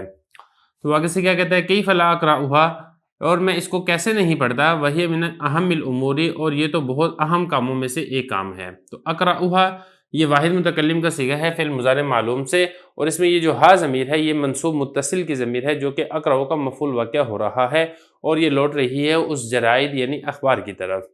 آگے چلے، ماذا تعلم فی هذه الحرب العظیمہ، تمہیں کیا معلوم ہے اس بڑی جنگ کے بارے میں؟ تعلم واحد مذکر مخاطب فعل مضارع معلوم کا صیغہ ہے۔ معاذ اللہ من شرہا، اللہ کی پناہ چاہتا ہوں اس کے شر سے۔ فإنها نار اللہ الموقدہ، بے شک یہ جنگ اللہ تعالیٰ کی بھڑکائی ہوئی آگ ہے جس نے مشرق اور مغرب کو پکڑ لیا ہے۔ بسم اللہ الرحمن الرحیم۔ عربی کا معلم الدرس الخامس عشر الفعل المضارع کے مشقی سوالات کے تیسرے حصے میں خوش آمدید۔ آج کی اس ویڈیو کے اندر قرآن مجید سے حضرت کچھ مثالیں لے کر آئے ہیں جس کے اندر ہم نے فعل ماضی کو سمجھنا ہے، فعل مضارع کو سمجھنا ہے، اور اسی طریقے سے جہاں پر فاعل کی ضمیر آ رہی ہے، مفعول کی ضمیر آ رہی ہے، اس کو بھی ہم انشاءاللہ واضح کریں گے۔ پہلا جملہ دیکھیں، وَلِلَّهِ الْعِزَّةُ وَلِرَسُولِهِ وَلِلْمُؤْمِنِينَ وَلَكِنَّ الْمُنَافِقِينَ لَا يَعْلَمُونَ، اور اللہ ہی کے لیے عزت ہے اور اس کے رسول کے لیے اور ایمان والوں کے لیے، لیکن منافق لوگ جانتے نہیں ہیں۔ اب اس میں آپ غور کریں، وَلِرَسُولِهِ، اس میں جو ہی ضمیر ہے یہ واحد مذکر غائب کی ضمیر ہے مجرور متصل کی، کیونکہ رسول یہ مضاف ہے اور ہی ضمیر مضاف الیہ ہے۔ اس کے بعد آگے چلیں، وَلَكِنَّ الْمُنَافِقِينَ لَا يَعْلَمُونَ، جانتے نہیں ہیں۔ یعلمون جمع مذکر غائب کا صیغہ ہے فعل مضارع معلوم کا، اور اس کے شروع میں لام الف لا لگا کر اس کو مثبت سے منفی بنا دیا گیا ہے۔ دوسری مثال دیکھیں، لی عملی وَلَكُمْ عَمَلُكُمْ، میرے لیے میرے اعمال ہیں، تمہارے لیے تمہارے اعمال ہیں، تم بری ہو جو میں کام کرتا ہوں اور میں بری ہوں جو تم اعمال کرتے ہو۔ اب اس میں دیکھیں، یہ جو یا ضمیر ہے واحد متکلم کی ضمیر ہے مجرور متصل کی، کیونکہ شروع میں لام حرف جر آ چکا ہے۔ عملی میں یا ضمیر ہے مجرور متصل واحد متکلم کی، کیونکہ شروع میں عمل مضاف آ چکا ہے۔ لکم میں کم ضمیر ہے جمع مذکر مخاطب مجرور متصل کی، کیونکہ شروع میں لام حرف جر آ چکا ہے۔ عملکم میں کم ضمیر ہے مجرور متصل جمع مذکر مخاطب کی، کیونکہ شروع میں عمل مضاف آ چکا ہے۔ اس کے بعد آگے چلیں، مما اعملو، اعملو واحد متکلم فعل مضارع معلوم کا یہ صیغہ ہے، چونکہ بات کہنے والا مذکر ہے لہذا یہاں پر واحد متکلم میں مذکر والا معنی کیا جائے گا، جو میں عمل کرتا ہوں، نہ کہ جو میں عمل کرتی ہوں۔ وانا بری مما تعملون، اور میں بری ہوں جو تم اعمال کرتے ہو، جمع مذکر مخاطب فعل مضارع معلوم کا یہ صیغہ ہے۔ ان اللہ لا یظلم الناس شیئا، بے شک اللہ تعالیٰ لوگوں پر کچھ بھی ظلم نہیں کرتا ہے، لیکن لوگ اپنی جانوں پر ظلم کرتے ہیں۔ اس میں دیکھیں، لا یظلمو، یظلمو اس کا مطلب ہوتا ہے ظلم یظلم، ظلم کرنا، واحد مذکر غائب فعل مضارع معلوم کا یہ صیغہ ہے۔ یہ پہلے مثبت تھا، لیکن جب اس کے شروع میں لام الف لا لگ گیا تو یہ مثبت سے اس کا معنی منفی والا ہو جائے گا کہ یقینی بات ہے کہ اللہ تعالیٰ ظلم نہیں کرتا ہے۔ وَلَكِنَّ النَّاسَ أَنفُسَهُمْ يَظْلِمُونَ، لیکن لوگ اپنی جانوں پر، یہ جو انفسہم میں ہم ضمیر ہے یہ جمع مذکر غائب مجرور متصل کی ضمیر ہے، کیونکہ یہ جو شروع میں انفس ہے یہ مضاف ہے اور ہم ضمیر یہ مضاف الیہ ہے۔ یظلمون صیغہ جمع مذکر غائب فعل مضارع معلوم کا یہ صیغہ ہے، لیکن لوگ اپنی جانوں کے اوپر ظلم کرتے ہیں۔ قل لا املک لنفسی، آپ کہہ دیجئے میں مالک نہیں ہوں اپنی جان کے لیے نقصان کا اور نہ ہی نفع کا۔ اب اس میں دیکھیں لا املکو، ملک یملکو اس کا مطلب ہوتا ہے مالک ہونا۔ واحد متکلم کا یہ صیغہ ہے مضارع معروف کا، پہلے یہ مثبت تھا لیکن جب اس کے شروع میں لام الف لا لگ گیا تو مثبت سے اس کا معنی منفی والا ہو جائے گا۔ لنفسی کے اندر یہ جو یا ضمیر ہے واحد متکلم کی ضمیر ہے مجرور متصل کی، کیونکہ اس کے شروع میں نفس آ چکا ہے جو کہ مضاف ہے۔ اس کے بعد آگے چلیں، الذین یاکلون، بے شک وہ لوگ جو کھاتے ہیں یتیموں کا مال ظلم سے، سوائے اس کے نہیں وہ کھاتے ہیں اپنے پیٹ میں آگ کو۔ الذین یاکلون، اکل یاکل اس کا مطلب ہوتا ہے کھانا، صیغہ جمع مذکر غائب فعل مضارع معروف کا یہ صیغہ ہے، اور یہ جو اموال الیتامى ہے یہ اسی کا مفعول واقع ہو رہا ہے۔ اس کے بعد یاکلون یہ وہی والا صیغہ جو یہاں پہ آ چکا ہے جمع مذکر غائب فعل مضارع معروف کا۔ فی بطونہم، یہ جو بطونہم میں ہم ضمیر ہے یہ مجرور متصل کی ضمیر ہے جمع مذکر غائب کی، کیونکہ بطون یہ مضاف ہے، اور یاکلون میں واو ضمیر ہے مرفوع متصل کی ضمیر جو کہ اس کا فاعل واقع ہو رہا ہے۔ وَمَا لِيَ لَا أَعْبُدُ الَّذِي فَطَرَنِي، اور مجھے کیا ہو گیا کہ میں عبادت نہ کروں اس ذات کی جس نے مجھے پیدا کیا۔ لا اعبد، عبد یعبد اس کا مطلب ہوتا ہے عبادت کرنا، واحد متکلم کا یہ صیغہ ہے، پہلے مثبت تھا لیکن جب اس کے شروع میں لام الف لا نافیہ لگ گیا تو مثبت سے اس کا معنی منفی والا ہو جائے گا۔ فطرنی میں یہ جو فطرہ ہے واحد مذکر غائب فعل ماضی معروف کا یہ صیغہ ہے، اور نون یاز نی یہ اس کے لیے مفعول واقع ہو رہا ہے۔ وہی والی بات ہے جو میں نے آپ کو بتایا تھا کہ یہ جو منصوب کی ضمیر ہوتی ہے واحد متکلم کی، یہ بالکل ویسے ہی ہے جیسے کہ مجرور متصل کی ضمیر ہے۔ فرق یہ ہے کہ مجرور متصل میں واحد متکلم کی ضمیر صرف یا آتی ہے، جبکہ منصوب متصل میں ضمیر یا نہیں بلکہ نون یا زیر نہیں آتا ہے۔ افلا ينظرون الى الابل كيف خلقت، کیا وہ دیکھتے نہیں ہیں اونٹ کی طرف کیسے اس کو پیدا کیا گیا، اور آسمان کی طرف کیف رفعت کیسے اس کو بلند کیا گیا۔ افلا ينظرون، اب ینظرون جمع مذکر غائب فعل ماضی نہیں فعل مضارع معروف کا یہ صیغہ ہے، مثبت تھا لیکن جب اس کے شروع میں لام الف لا لگ گیا تو مثبت سے اس کا معنی منفی والا ہو جائے گا، نہیں دیکھتے ہیں۔ کیف خلقت کیسے اس کو پیدا کیا گیا، واحد مذکر غائب فعل ماضی معروف نہیں بلکہ یہ مجہول کا صیغہ ہے، کیونکہ آپ کو معلوم ہے کہ جب ماضی کو مجہول بنانا ہوتا ہے تو یہ جو شروع میں پہلا حرف ہے اس کو ضمہ دے دیا جاتا ہے یعنی پیش دے دیا جاتا ہے، اور آخر سے پہلے والے حرف کو زبر دے دیا جاتا ہے۔ وَإِلَى السَّمَاءِ كَيْفَ رُفِعَتْ، اور کیسے آسمان کو بلند کیا گیا، یہ بھی بالکل ایسے ہی ماضی مجہول کا صیغہ ہے واحد مؤنث غائب کا۔ قُلْ يَا أَيُّهَا الْكَافِرُونَ، آپ کہہ دیجئے اے کافرو میں عبادت نہیں کرتا ہوں جس کی تم عبادت کرتے ہو۔ اب لا اعبد تھا واحد متکلم کا صیغہ، مثبت کا مضارع معروف کا، لیکن جب شروع میں لام الف لا لگ گیا تو مثبت سے اس کا معنی منفی والا ہو جائے گا۔ ما تعبدون صیغہ جمع مذکر مخاطب فعل مضارع معروف کا یہ صیغہ ہے، اس میں واو نون یہ ضمیر ہے مرفوع متصل کی جو کہ اس کا فاعل واقع ہو رہا ہے۔ یہ جو میم الف ما ہے یہ ما نافیہ نہیں ہے، تو اس کا آپ نے خیال رکھنا ہے کہ میم الف ما بعض اوقات نفی کے لیے بھی آتا ہے اور بعض اوقات اسم موصول بھی ہوتا ہے، یہاں پر یہ اسم موصول ہے۔ ولا انتم عابدون ما اعبد، اور نہ ہی تم عبادت کرنے والے ہو جس کی میں عبادت کرتا ہوں، یہاں پر بھی میم الف ما یہ اسم موصول کا ہے، نافیہ نہیں ہے۔ اعبدو یہ واحد متکلم کا صیغہ ہے فعل مضارع معروف کا۔ ولا انا عابدم، اور نہ ہی میں عبادت کرنے والا ہوں ما عبدتم جس کی تم عبادت کرتے ہو۔ اب یہ دیکھیں عبدتم صیغہ جمع مذکر مخاطب کا یہ صیغہ ہے فعل ماضی معروف کا، اور آپ کو معلوم ہے کہ ماضی معروف ہو یا ماضی مجہول ہو اس کو منفی بنانے کے لیے میم الف ما کا استعمال کیا جاتا ہے، لیکن یہ ضروری نہیں ہے کہ جہاں پر بھی میم الف ما آئے گا یہ نفی بنانے کے لیے ہی آئے گا، بعض اوقات یہ اسم موصول کے لیے بھی استعمال ہوتا ہے۔ یہاں پر بھی یہ جو میم الف ما ہے یہ بھی ایسے ہی ہے جو ماضی کو مثبت سے منفی بنانے کے لیے نہیں آ رہا ہے بلکہ یہ اسم موصول ہے۔ ولا انتم عابدون ما اعبد، اور نہ ہی تم عبادت کرنے والے ہو جس کی میں عبادت کر رہا ہوں، یہ سارا جملہ یہاں پر گزر چکا ہے۔ لکم دینکم ولی دین، لکم میں یہ کم ضمیر ہے جمع مذکر مخاطب مجرور متصل کی، کیونکہ شروع میں لام حرف جر آ چکا ہے۔ اسی طرح دینکم میں بھی ایسے ہی ہے جمع مذکر مخاطب مجرور متصل کی ضمیر ہے کیونکہ شروع میں دین مضاف آ چکا ہے۔ ولیہ میں یا ضمیر ہے واحد متکلم مجرور متصل کی کیونکہ شروع میں لام حرف جر آ چکا ہے۔ یہ جو دین ہی ہے نا اصل میں یہ لفظ اس طریقے سے ہے دینی، دین مضاف یا ضمیر مضاف الیہ، تو باقی اس کو شارٹ کرتے ہوئے اس میں یا حذف کر کے یا کی طرف اشارہ کرنے کے لیے نون کے اوپر کسرہ دے دیا جاتا ہے۔ لا یسالو نہیں سوال کیا جا سکتا ہے، اما یفعلو جو کام اللہ تعالیٰ کرتے ہیں، وہم یسالون اور ان لوگوں سے سوال کیا جائے گا۔ لا یسالو اب یہ مضارع مجہول کا صیغہ ہے واحد مذکر غائب کا، اور یہ مثبت نہیں بلکہ منفی ہے کیونکہ شروع میں لام الف لا نافیہ آ چکا ہے۔ اما یفعلو یہ بھی واحد مذکر غائب فعل مضارع معروف کا صیغہ ہے، یہ مجہول نہیں ہے کیونکہ اس کے شروع میں یہ جو یا حرف مضارع ہے اس کے اوپر ضمہ نہیں آ رہا ہے بلکہ فتح آ رہا ہے۔ وہم یسالون اور ان سے سوال کیا جائے گا، یہ بھی مجہول کا صیغہ ہے جمع مذکر غائب فعل مضارع مجہول کا۔ بسم اللہ الرحمن الرحیم۔ عربی کا معلم مدرس الخامس عشر الفعل المضارع کے مشقی سوالات کے چوتھے حصے میں خوش آمدید۔ آج کی اس تمرین میں کچھ اردو کے جملے ہیں جن کا ہم نے عربی میں ترجمہ کرنا ہے۔ پہلا جملہ دیکھیں، تم مدرسہ میں کیا پڑھتے ہو؟ ماذا تقرأ فی المدرسہ۔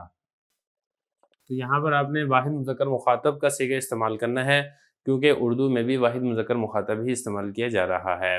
دوسرا جملہ دیکھیں، جناب میں تسہیل الادب پڑھتا ہوں۔ یا سیدی انا اقرأ تسہیل الادب، واحد متکلم فعل مضارع معروف کا یہ صیغہ آ چکا ہے۔ آگے دیکھیں، تم میرے بھائی کو پہچانتے ہو؟ حل تعرف اخی، واحد مذکر مخاطب فعل مضارع معروف کا یہ صیغہ استعمال کیا جا رہا ہے۔ جی ہاں، نعم میں اس کو پہچانتا ہوں، انا اعرفہ۔ اب اس میں ہو ضمیر لے کر آئے ہیں، منصوب متصل کی ضمیر ہے واحد مذکر غائب کے لیے، اور اعرفہ واحد متکلم کا یہ صیغہ ہے فعل مضارع معروف کا۔ آج باغ کا دروازہ کھولا جائے گا؟ حل یفتح باب البستان اليوم، آج باغ کا دروازہ نہیں کھولا جائے گا۔ اليوم لا یفتح بابہ۔ تو اردو میں اگر آپ غور کریں گے چونکہ یہ مجہول ہے لہذا عربی میں بھی آپ مجہول کا صیغہ ہی لے کر آئیں گے اور آپ معروف استعمال نہیں کریں گے بلکہ آپ کہیں گے یفتح، واحد مذکر غائب فعل مضارع مجہول۔ اسی طریقے سے لا یفتح یہ بھی واحد مذکر غائب فعل مضارع مجہول ہے، البتہ یہاں پر فرق یہ ہے کہ یہ مثبت ہے اور یہ منفی ہے۔ آگے ہے، دربان کہاں گیا؟ دربان کو کہتے ہیں بواب۔ این ذهب البواب، واحد مذکر غائب فعل ماضی معروف کا یہ صیغہ ہے۔ میں نہیں جانتا وہ کہاں گیا۔ انا لا اعرف، میں نہیں جانتا۔ این ذهب، وہ کہاں گیا۔ تو یہ واحد متکلم کا صیغہ ہے فعل مضارع معروف سے، البتہ یہ مثبت نہیں بلکہ منفی ہے کیونکہ شروع میں لام الف لا آ چکا ہے، اور ذهب واحد مذکر غائب فعل ماضی معروف کا صیغہ ہے۔ آگے دیکھیں، کیا تو آج تفریح کے لیے جائے گا؟ حل تذهب، تفریح کو کہتے ہیں تنزہ، للتنزہ اليوم۔ تو چونکہ واحد مذکر مخاطب سے سوال کیا جا رہا ہے لہذا صیغہ بھی واحد مذکر مخاطب فعل مضارع معروف کا آئے گا۔ نہیں بھائی، لا یا اخی، میں آج مدرسے جاؤں گا۔ انا اذهب الى المدرسة، واحد متکلم فعل مضارع معروف کا یہ صیغہ آ رہا ہے۔ آگے دیکھیں، محمود نے کھانا کھایا؟ حل اکل محمود الطعام، تو واحد مذکر غائب فعل ماضی معروف کا صیغہ استعمال ہوگا۔ اب تک نہیں کھایا؟ الی الان ما اکل، تو چونکہ منفی بنانا ہے اس میں شروع میں نہیں آ چکا ہے لہذا اکل جو مثبت ہے اس کے شروع میں میم الف ما لگا دیا تو یہ مثبت سے منفی بن جائے گا، وہ اب کھائے گا۔ الان هو یاکل، تو یہاں پہ دیکھیں پہلے تو یہ تھا کہ نہیں کھایا یعنی ماضی کے اندر نہیں کھایا، تو لہذا ہم نے یہاں پہ صیغہ بھی ماضی معروف کا استعمال کیا، لیکن اب ہے نا وہ اب کھائے گا مستقبل کے لیے آ چکا ہے تو لہذا مستقبل کے لیے ہم یہاں پہ مضارع کا صیغہ لے کر آئے ہیں۔ آگے دیکھیں، تم کس کی پوجا کرتے ہو؟ ما تعبدون، جمع مذکر مخاطب فعل مضارع معروف کا صیغہ ہے، اس میں جو واو ضمیر واو اور نون ہے یہ ضمیر ہے فاعل کی مرفوع متصل کی۔ آگے جواب دینے والا جواب دے رہا ہے، ہم اللہ کے سوا کسی کو نہیں پوجتے۔ لا نعبد الا اللہ، تو یہ چونکہ ہم جمع متکلم ہے لہذا نعبد کا صیغہ آ رہا ہے اور یہ نہیں آ چکا ہے لہذا اس کو مثبت سے منفی بنانے کے لیے لام الف لا کا استعمال کیا جائے گا۔ آگے، تم ہم سے کیا مانگتے ہو؟ ماذا تطلبون، یہ طلب کرنا یہ ہوتا ہے مانگنا۔ منا، تو تطلبون جمع مذکر مخاطب فعل مضارع معروف، اس میں واو اور نون جو ہے یہ ضمیر فاعل ہے مرفوع متصل کی ضمیر ہے۔ ہم تو صرف ایک کتاب مانگتے ہیں۔ انما نطلب کتابا، نطلب جمع متکلم کا صیغہ استعمال ہوگا۔ آگے، ہم سے کون سی کتاب طلب کرتے ہو؟ ای کتابن، کون سی کتاب، تطلبون منا، تو یہ وہی والا صیغہ ہے تطلبون جو اوپر آ چکا ہے، جمع مذکر مخاطب فعل مضارع معروف کا، اس میں واو اور نون یہ ضمیر فاعل ہے مرفوع متصل کی ضمیر۔ ہم آپ سے کتاب سیرت النبی طلب کرتے ہیں، نطلب منکا، آپ سے طلب کرتے ہیں، جمع متکلم فعل مضارع معروف، کتابہ سیرت النبی صلی اللہ علیہ وسلم، کیا تم ہر روز قرآن پڑھتے ہو، حل تقرؤون القرآن کل یوم، تو جمع مذکر مخاطب فعل مضارع معروف، کیونکہ جو سوال ہو رہا ہے یہ جمع مذکر مخاطب سے ہو رہا ہے، لہذا ہم نے اس ساری جگہ پر جمع مذکر مخاطب کا صیغہ استعمال کیا ہے، اور جواب دینے والے چونکہ جمع متکلم ہے لہذا جب جواب دینے کی بات آئے گی تو جمع متکلم کا صیغہ استعمال ہوگا۔ ہم ہر روز اس میں سے ایک پارہ پڑھتے ہیں، نقرأ کل یوم، ہم ہر روز پڑھتے ہیں، جزءا منہ، جز کہتے ہیں پارہ کو، ٹکڑے کو، منہ یعنی اس قرآن مجید سے، تو نقرأ جمع متکلم کا صیغہ آ گیا ہے۔ بسم اللہ الرحمن الرحیم، عربی کا معلم الدرس الخامس عشر الفعل المضارع کے مشقی سوالات کے 5ویں حصے میں خوش آمدید۔ آج کے اس ایکسرسائز میں ہم عربی کا ایک خط ہے جس کا ہم اردو میں ترجمہ کریں گے۔ خط لکھنے والا شروع میں یہ بتاتا ہے کہ آج میں نے اپنے چھوٹے بھائی کی طرف ایک خط روانہ کیا ہے اور اس خط کے اندر میں نے یہ مضمون لکھا ہے۔ پہلے جملے کا ترجمہ دیکھ لیں، انا ارسلتو، میں نے آج بھیجا، واحد متکلم کا یہ صیغہ ہے فعل ماضی معروف کا، اس میں یہ جو تو ضمیر ہے یہ ضمیر فاعل ہے مرفوع متصل کی ضمیر ہے۔ مکتوب خط کو کہتے ہیں الیوم، آج کے دن، میں نے آج کے دن ایک خط بھیجا، الی اخی الصغیر، اپنے چھوٹے بھائی کی طرف، وکتبت فیہ، اور میں نے اس میں یہ لکھا تھا۔ اب یہ جو کتبت ہے یہ بھی واحد متکلم فعل ماضی معروف کا صیغہ ہے، اس میں تو ضمیر مرفوع متصل کی ضمیر ہے جو کہ اس کا فاعل واقع ہو رہی ہے۔ اب خط میں کیا لکھا تھا وہ آگے سارا تذکرہ ہو رہا ہے۔ ایھا الاخ العزیز، اے میرے معزز بھائی، السلام علیکم ورحمۃ اللہ وبرکاتہ، انتم جمیعکم، تم سب، تفرحون، خوش ہوگے، فرحاً شدیدہ، بہت زیادہ خوش ہوگے، لما تعلمون، جب تمہیں معلوم ہوگا کہ انی قرأت، میں نے پڑھ لیا ہے، ورفقائی، اور میرے ساتھیوں نے، الجزء الاول، پہلا حصہ، تسہیل الادب کتاب سے، فی مدت قلیلہ، بہت کم مدت میں۔ اب اس میں دیکھیں یہ جو تفرحون ہے جمع مذکر مخاطب کا صیغہ ہے فعل مضارع معروف کا، اور اس میں واو نون یہ ضمیر فاعل ہے مرفوع متصل کی ضمیر ہے۔ لما تعلمون، جب تمہیں معلوم ہوگا۔ اب یہ دیکھیں تفرحون اور تعلمون یہ دونوں یہاں پر استقبال کے لیے استعمال ہو رہے ہیں، اگرچہ مضارع میں حال والا معنی بھی ہوتا ہے لیکن سیاق و سباق سے اگر آپ دیکھیں گے غور کریں گے تو آپ کو آسانی سے پتہ چل جائے گا کہ یہاں پر حال نہیں بلکہ استقبال یعنی آنے والے زمانے کی بات ہو رہی ہے۔ لما تعلمون، جب تمہیں معلوم ہوگا۔ تعلمون بھی جمع مذکر مخاطب فعل مضارع معروف کا صیغہ ہے، اس میں واو نون یہ ضمیر فاعل ہے مرفوع متصل کی ضمیر ہے۔ انی قرأت، میں نے پڑھ لیا، قرأت واحد متکلم فعل ماضی معروف کا صیغہ ہے اور اس میں تو ضمیر مرفوع متصل کی ضمیر ہے جو کہ اس کے لیے فاعل واقع ہو رہی ہے۔ اور آگے دیکھیں رفقائی، اس میں یہ جو یا ضمیر ہے یہ یا ضمیر ہے مجرور متصل کی ضمیر، کیونکہ رفقا یہ مضاف ہے اور یا ضمیر اس کے لیے مضاف الیہ واقع ہو رہا ہے۔ جزء الاول، پہلا حصہ، کتاب تسہیل الادب سے، مدت قلیلہ، قلیل مدت میں، والآن، اور اب، نفہم، ہم سمجھتے ہیں، فاہم یفہم اس کا معنی ہوتا ہے سمجھ لینا، اور جمع متکلم کا صیغہ ہے فعل مضارع معروف کا۔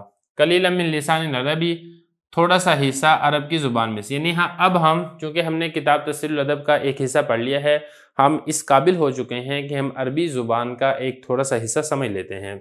وَلِہَذَا، اور اسی وجہ سے، اکتب مکتوباً فی العربی، میں خط لکھ رہا ہوں عربی میں۔ اکتب واحد متکلم کا یہ صیغہ ہے فعل مضارع معروف کا، اور یہاں پر یہ حال والا معنی استعمال ہو رہا ہے کیونکہ خط وہ اب لکھ رہا ہے، یہ نہیں ہے کہ وہ آئندہ آنے والے زمانے میں خط لکھے گا، تو لہذا یہاں پر آپ نے حال والا ترجمہ کرنا ہے۔ مکتوب میں آپ کو بتا چکا ہوں خط کو کہا جاتا ہے۔ وَسَنَبْدَأُ، اور ان قریب ہم ابتدا کریں گے، انشاءاللہ تعالیٰ اگر اللہ تعالیٰ نے چاہا، بعد یومینی، 2 دنوں کے بعد، الجزء الثانی، دوسرے حصے کا، من ھذا الکتاب، اس کتاب سے۔ اب یہ دیکھیں نبدأ، اب یہ نبدأ اگر آپ غور کریں گے تو یہ جمع متکلم کا صیغہ ہے فعل مضارع معروف کا، اس میں حال اور استقبال دونوں والا معنی ہوتا ہے، لیکن جیسا کہ میں آپ کو اصول بتا چکا ہوں کہ اگر فعل مضارع پر سین یا سوف داخل ہو جاتا ہے تو حال والا معنی ختم ہو جاتا ہے اور اس میں استقبال والا معنی باقی رہ جاتا ہے۔ تو سنبدأ کا مطلب یہ بنے گا ہم عنقریب ابتدا کریں گے، اس میں یہ معنی آپ نہیں کر سکتے ہیں کہ ہم ابتدا کرتے ہیں۔ جمع متکلم کا صیغہ ہے فعل مضارع معروف کا۔ آگے چلیں، یا اخی اے میرے بھائی۔ اب اخی میں یہ جو یا ضمیر ہے یہ بھی واحد متکلم مجرور متصل کی ضمیر ہے، کیونکہ اخ یہ مضاف ہے اور یا ضمیر اس کے لیے مضاف الیہ ہے۔ لما لا تقرؤ ھذا الکتاب، تم یہ کتاب کیوں نہیں پڑھتے ہو؟ لا تقرؤ، تقرؤ واحد مذکر مخاطب اور واحد مؤنث غائب کے لیے بھی استعمال ہوتا ہے، لیکن چونکہ یہاں پر اپنے بھائی سے بات کر رہا ہے لہذا یہ مذکر کے لیے استعمال ہوگا، واحد مذکر مخاطب کا صیغہ، اور اس کے شروع میں لام الف لا آ گیا ہے لہذا یہ مثبت سے یہ منفی بن چکا ہے۔ تم یہ کتاب کیوں نہیں پڑھتے ہو؟ فإنه سهل جدا، اس لیے کہ یہ والی کتاب بہت زیادہ آسان ہے، جدا بہت زیادہ۔ ولیس بصعب، اور یہ مشکل نہیں ہے، مثل الکتب الرائجہ، ان مروجہ کتابوں کی طرح جو کہ پرانے مدارس میں جاری ہیں۔ جو پرانے مدارس کے اندر مروجہ کتابیں ہیں، جس طریقے سے وہ کتابیں مشکل ہیں، یہ والی کتاب تسہیل الادب ان مشکل کتابوں کی طرح نہیں ہے، بلکہ یہ کتاب بہت آسان ہے۔ تو خط لکھنے والا اپنے بھائی کو ترغیب دے رہا ہے کہ تم بھی یہ والی کتاب پڑھو۔ نحن قرأناہ، ہم نے اس کو پڑھا، فوجدناہ سہلا، اور ہمیں یہ آسان معلوم ہوئی۔ قرأنا جمع متکلم فعل ماضی معروف کا صیغہ ہے، اس میں نون الف نا یہ ضمیر فاعل ہے، مرفوع متصل کی ضمیر ہے، اور ہو ضمیر اس کے لیے مفعول واقع ہو رہی ہے، واحد مذکر غائب منصوب متصل کی ضمیر ہے۔ وجدناہ بھی بالکل ایسے ہی ہے، وجدنا جمع متکلم فعل ماضی معروف کا صیغہ ہے، اس میں نون الف نا ضمیر فاعل ہے، مرفوع متصل کی ضمیر ہے، اور ہو ضمیر یہ مفعول ہے، واحد مذکر غائب کی ضمیر ہے، منصوب متصل کی۔ آگے چلیں، وَسَتَعْلَمُونَ، اور ان قریب تم بھی جان لو گے، اذا بدأت هذا الکتاب، جب تم یہ والی کتاب کا آغاز کرو گے، ان العربیہ، بے شک عربی زبان، لیس بصعب، یہ مشکل نہیں ہے، کما یحسبہ الطالبون، جیسا کہ طالب علم گمان کرتے ہیں۔ اب وَسَتَعْلَمُ، تعلم یہ واحد مذکر مخاطب اور واحد مؤنث غائب کے لیے بھی استعمال ہوتا ہے، لیکن چونکہ بات مذکر بھائی سے چل رہی ہے لہذا یہ واحد مذکر مخاطب کے لیے ہی آئے گا، اور آپ نے اس کو واحد مذکر مخاطب والا ترجمہ کرنا ہے، اور اس کے شروع میں چونکہ سین داخل ہو چکا ہے لہذا حال والا معنی اس سے ختم ہو جائے گا اور استقبال والا معنی اس میں باقی رہ جائے گا۔ اذا بدأت، جب تم آغاز کرو گے، بدأت واحد مذکر مخاطب فعل ماضی معروف کا صیغہ ہے، اس میں تا ضمیر مرفوع متصل کی ہے جو کہ اس کے لیے فاعل واقع ہو رہی ہے۔ یحسبہ الطالبون، حاسبہ یحسب، اس کا معنی ہوتا ہے گمان کرنا۔ اب یحسب واحد مذکر غائب فعل مضارع معروف کا صیغہ ہے، اور طالبون یہ اس کے لیے فاعل ہے۔ اب یہاں پہ دیکھیں فاعل چونکہ اس میں ظاہر ہے، میں آپ کو اصول بتا چکا ہوں کہ فاعل جب اس میں ظاہر ہوتا ہے تو فعل واحد آتا ہے، اب فعل اور فاعل میں مطابقت نہیں ہوتی ہے، جیسا کہ یہ جمع ہے تو ہم نے یہاں پہ یحسب کو جمع نہیں لے کر آئے ہیں بلکہ ہم واحد لے کر آئے ہیں، اور اس میں جو ہو ضمیر ہے یہ منصوب متصل کی ضمیر ہے، واحد مذکر غائب کی۔ اطلب من اللہ تعالی، میں طلب کرتا ہوں اللہ تعالیٰ سے عافیت کو۔ اطلب واحد متکلم فعل مضارع معروف کا یہ صیغہ ہے۔ والعلم النافع، اور نفع دینے والا علم طلب کرتا ہوں اور عمل صالح طلب کرتا ہوں، لی اپنے لیے، ولکم تمہارے لیے، اور تمام مسلمانوں کے لیے۔ لی میں یا ضمیر ہے واحد متکلم کی مجرور متصل کی ضمیر ہے، اور لکم میں کم ضمیر ہے جمع مذکر مخاطب مجرور متصل کی۔ تو مطلب یہ بنے گا کہ میں اللہ تعالیٰ سے طلب کرتا ہوں، اللہ تعالیٰ سے مانگتا ہوں عافیت اپنے لیے، اور عمل نافع مانگتا ہوں اپنے لیے، عمل صالح مانگتا ہوں اپنے لیے، تمہارے لیے بھی یہ ساری دعائیں مانگتا ہوں، اور تمام مسلمانوں کے لیے بھی یہ ساری دعائیں مانگتا ہوں۔ والسلام، طالب خیر، تمہاری خیریت کا میں طلب کرنے والا ہوں، یعنی اپنی خیریت سے مجھے مطلع فرمائے۔ عبد الرحمن لکھنے والے نے اپنا نام آخر میں لکھ دیا ہے۔ بسم اللہ الرحمن الرحیم۔ عربی کا معلم الدرس الخامس عشر الفعل المضارع کے مشقی سوالات کے آخری حصے یعنی چھٹے پارٹ میں خوش آمدید۔ یہ کچھ سوالات ہیں جن کے ہم نے جوابات دینے ہیں۔ پہلا سوال دیکھیں، فعل کسے کہتے ہیں اور کتنے قسم کا ہوتا ہے؟ اصل میں یہ جو سوالات ہیں یہ الدرس الرابع عشر اور الدرس الخامس عشر ان دونوں سے لیا گیا ہے۔ اس کا جو آپ کو جواب ملے گا یہ الدرس الرابع عشر کا جو پہلا حصہ ہے جس وقت سبق شروع ہو رہا ہے اس میں آپ کو اس کا جواب ملے گا۔ ذرا جواب دیکھیں۔ فعل در حقیقت دو قسم کا ہوتا ہے، ایک ماضی جس سے کام کا ہو چکنا معلوم ہوتا ہے جیسے کاتبہ اس نے لکھا، دوسرا مضارع جس سے معلوم ہوتا ہے کہ کام اب تک پورا نہیں ہوا ہے بلکہ ہو رہا ہے یا ہوگا جیسے یکتب وہ لکھتا ہے یا لکھے گا۔ بعض علماء صرف امر حاضر اکتب لکھ کو فعل کی تیسری قسم مانتے ہیں۔ تو خلاصہ یہ ہے کہ فعل کی دو قسمیں ہوتی ہیں، ایک ماضی اور مضارع، جبکہ بعض علماء یہ کہتے ہیں کہ فعل کی ایک تیسری قسم بھی ہوتی ہے اور وہ ہے امر حاضر۔ دوسرا سوال دیکھیں، فعل میں عموماً حروف اصلیہ کتنے ہوتے ہیں؟ اس کا بھی آپ کو جواب الدرس الرابع عشر کا جو سبق جہاں سے شروع ہو رہا ہے اسی کے متصل مل جائے گا۔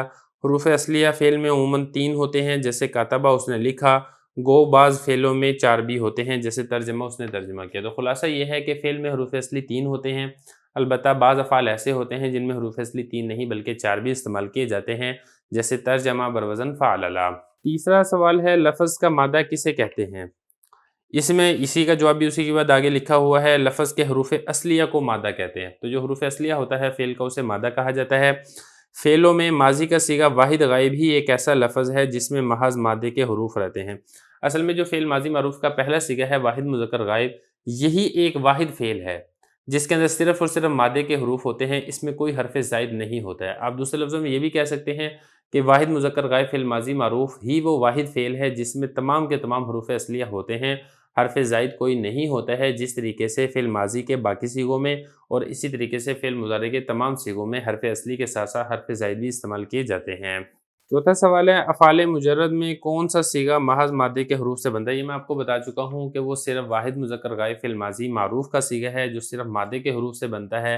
دوسرے لفظوں میں آپ کہیں کہ اس کے تمام حروف اصلیہ ہوتے ہیں، حروف اصلیہ کے علاوہ ان میں کوئی حرف زائد استعمال نہیں کیا جاتا ہے۔ پانچواں سوال ہے افعال اور اسماء مشتقہ اور مصادر میں حروف اصلیہ کی شناخت کون سے صیغے سے کی جاتی ہے؟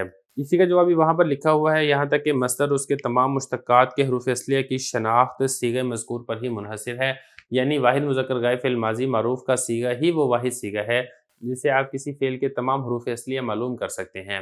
اس کے علاوہ اور کوئی ایسا صیغہ نہیں ہے جس سے حروف اصلیہ معلوم کیے جا سکتے ہوں، حتیٰ کہ جو مصدر ہے مصدر کے اندر بھی بعض اوقات حروف اصلیہ کے ساتھ حروف زائد استعمال کیے جاتے ہیں۔ اسی طرح اس کی جو تمام مشتقات ہیں، فعل ماضی ہے، مضارع ہے، امر ہے، نہیں ہے، چاہے وہ مشتق فعل ہو چاہے وہ مشتق اسم ہو، جیسے کہ اسم فاعل ہے، اسم مفعول ہے، اس میں ظرف وغیرہ ہے، ان سب کے اندر بھی حروف اصلی کے علاوہ حروف زائد بھی استعمال کیے جاتے ہیں۔ لہذا اگر آپ نے مادے کو پہچاننا ہے تو آپ کے ذمہ لازم اور ضروری ہے کہ آپ اس کی پہچان واحد مذکر غائب فعل ماضی معروف سے ہی کر سکتے ہیں۔ اس کے بعد آگے چھٹا سوال ہے فعل ثلاثی کا ماضی کس وزن پر آتا ہے اور مضارع کے کیا اوزان ہیں؟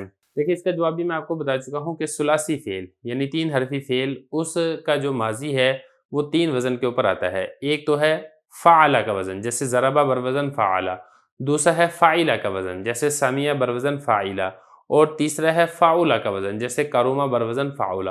اور مضارع کے بارے میں بھی میں آپ کو بتا چکا ہوں کہ وہ بھی 3 وزن کے اوپر ہی آتا ہے۔ ایک تو ہے یفعل جیسے یضرب بروزن یفعل، دوسرا ہے یفعل جیسے یفتح بروزن یفعل، اور تیسرا ہے یفعل جیسے یکرم بروزن یفعل۔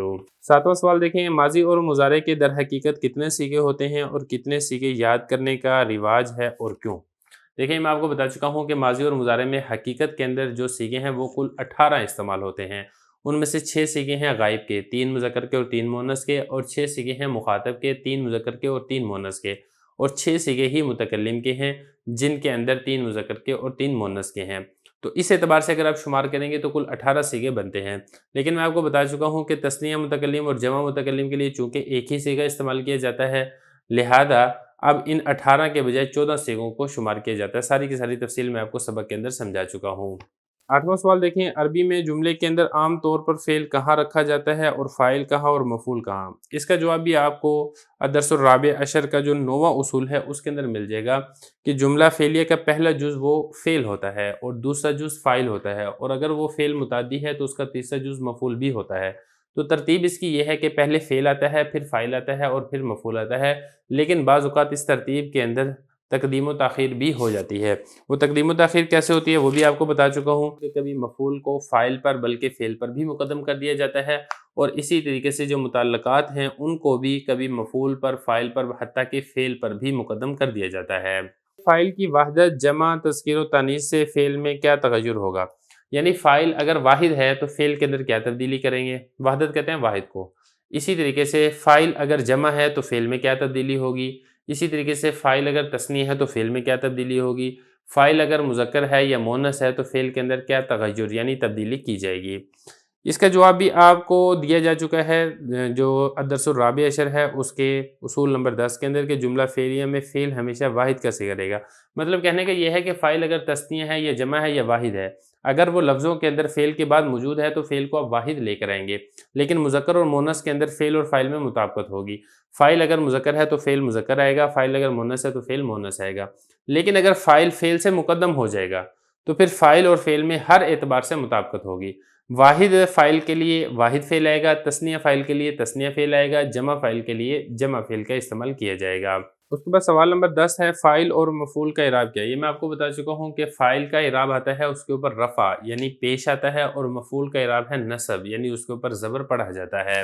उसके बाद आगे सवाल नंबर 11 है ज़रबहू में हू कौन-सी ज़मीर कहलाती है? ये ज़मीर गुज़र चुकी है कि इसको ज़मीर मंसूब मुत्तसिल कहा जाता है जो कि मफ़ूल की ज़मीर है। असल में मफ़ूल की ज़मीर की 2 किस्में होती हैं। एक है मंसूब मुत्तसिल, दूसरी है मंसूब मुनफ़सिल। मंसूब मुत्तसिल जो फ़ेल के साथ मिलकर आती है, मंसूब मुनफ़सिल जो फ़ेल के साथ मिलकर नहीं बल्कि फ़ेल से अलग और जुदा होती है। यहाँ पर चूँकि फ़ेल के साथ मिलकर आ रही है लिहाज़ा इसको मंसूब मुत्तसिल की ज़मीर कहेंगे। ये बिल्कुल वैसे ही ज़मीरें हैं जैसे कि मजरूर मुत्तसिल की ज़मीरें होती हैं। इय्या का क्या लफ़्ज़ है? इय्या का ये वाहिद मुज़क्कर मुख़ातब मंसूब मुनफ़सिल की ज़मीर है। मैं आपको बता चुका हूँ कि मंसूब की 2 किस्म की ज़मीरें आती हैं। एक है मंसूब मुत्तसिल जो फ़ेल के साथ मिलकर आए, दूसरी है मंसूब मुनफ़सिल जो फ़ेल से जुदा होकर आती है। ये ज़मीर मंसूब मुनफ़सिल की है, यानी ये फ़ेल के साथ जुदा होकर आती है, फ़ेल के साथ मिलकर नहीं आती है। आगे सवाल नंबर 13 है माज़ी और मुज़ारे को मजहूल किस तरह बनाया जाए और मनफ़ी किस तरह? देखिए मजहूल बनाने का तरीका ये है अगर आपने माज़ी को मजहूल बनाना है तो शुरू में जो ज़बर होती है उसको आप पेश से तब्दील कर दें। ज़रबा से ज़ाद पर पेश कर दें और आखिर से पहले वाला हरफ जो है उसके ऊपर आप कसरा यानी ज़ेर ले आएँगे। ज़रबा से ज़ुरिबा, ये तो माज़ी मारूफ़ से माज़ी मजहूल बन जाएगी। बाकी ये है कि मुज़ारे मारूफ़ से मुज़ारे मजहूल बनाने का क्या तरीका है? उसका तरीका ये है कि जो शुरू के अंदर हरूफ़ अतैन यानी वो हुरूफ जो मुज़ारे की अलामत हैं उनमें से कोई हरफ होता है उसके ऊपर आप सबसे पहले ज़म्मा यानी पेश ले आएँगे। जैसे यज़रिबु से युज़रबु, तो एक तो ये है कि या के ऊपर पेश आ जाएगा।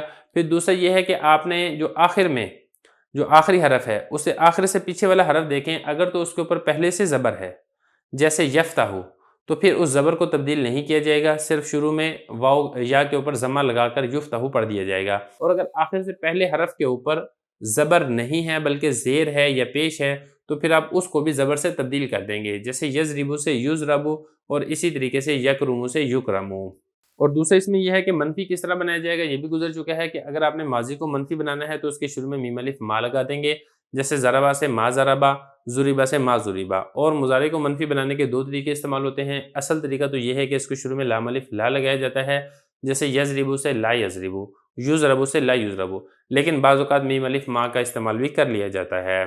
फ़ेल मजहूल जिस इस्म की तरफ मंसूब हो उसे क्या कहते हैं? ये वाली बात भी पीछे गुज़र चुकी है कि फ़ेल मारूफ़ में फ़ेल की निस्बत होती है फ़ाइल की तरफ, जबकि फ़ेल मजहूल में निस्बत फ़ाइल की तरफ नहीं बल्कि मफ़ूल की तरफ होती है, जिसे अरबी की इस्तिलाह में नाइब फ़ाइल कह दिया जाता है। उसके बाद आगे सवाल नंबर 15 है अलामात मुज़ारे क्या हैं? ये भी गुज़र चुका है कि अलामात मुज़ारे कुल 4 हरफ़ हैं, हमज़ा, ता, या और नून। इसमें जो या है ये गायब के सीगों में लगता है, ख़ास तौर पर मुज़क्कर के सीगों में।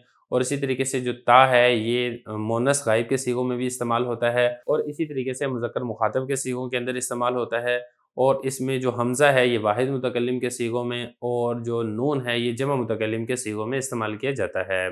सवाल नंबर 16 है तक्तुबु के क्या-क्या माना हो सकते हैं और तक्तुबानी कौन-कौन सा सीगा हो सकता है? तक्तुबु के 2 माना हो सकते हैं। एक तो है आप इसको वाहिद मुअन्नस गायब इस्तेमाल करें। फिर इसका माना ये होगा लिखती है या लिखेगी वो एक औरत। और दूसरा ये वाहिद मुज़क्कर मुख़ातब भी हो सकता है। इस सूरत में इसका माना होगा तक्तुबु लिखता है या लिखेगा तू एक मर्द। और तक्तुबानी इसके अंदर कुल 3 एहतमाल हैं, सारी तफ़सील पहले गुज़र चुकी है। एक है तस्निया मुअन्नस गायब, इस सूरत में इसका माना ये बनेगा लिखती हैं या लिखेंगी वो 2 औरतें। दूसरा इसके अंदर एहतमाल है तस्निया मुज़क्कर मुख़ातब, इस सूरत के अंदर इसका तर्जुमा ये बनेगा लिखते हो या लिखोगे तुम 2 मर्द। तीसरा इसके अंदर एहतमाल है तस्निया मुअन्नस मुख़ातब, इस सूरत में इसका तर्जुमा ये बनेगा लिखती हो या लिखोगी तुम 2 औरतें। उसके बाद आगे सवाल नंबर 17 है मुज़ारे में कौन-कौन सा ज़माना पाया जाता है? इसका जवाब भी गुज़र चुका है कि मुज़ारे में 2 ज़माने पाए जाते हैं, एक है हाल और दूसरा है इस्तिक़बाल। अलबत्ता उसमें यह है कि आप सियाक़ो-सबाक़ को देख के, आगे-पीछे देख के फिर आप उसमें या तो हाल वाला तर्जुमा करेंगे या फिर आप इस्तिक़बाल वाला तर्जुमा करेंगे। बैक वक़्त दोनों तर्जुमे इसके अंदर नहीं किए जाते हैं। उसके बाद आगे सवाल नंबर 18 है सीन या सोफ़ा लगाने से मुज़ारे पर क्या असर होता है? ये भी बात पहले गुज़र चुकी है कि सीन या सोफ़ा अगर आप लगा देंगे तो मुज़ारे से हाल वाला माना ख़त्म हो जाएगा और उसमें सिर्फ़ इस्तिक़बाल वाला माना बाकी रह जाएगा। इस सूरत के अंदर इसका माना ये बनेगा अनकरीब यानी ज़माना मुस्तक़बिल के अंदर ये वाला फ़ेल होगा, मौजूदा ज़माने के अंदर ये फ़ेल नहीं हो रहा है। इसी के साथ ही मश्क़ी सवालात मुकम्मल होते हैं और इसके साथ ही अल्हम्दुलिल्लाह अरबी का मुअल्लिम हिस्सा अव्वल भी यहाँ तक मुकम्मल हो जाता है।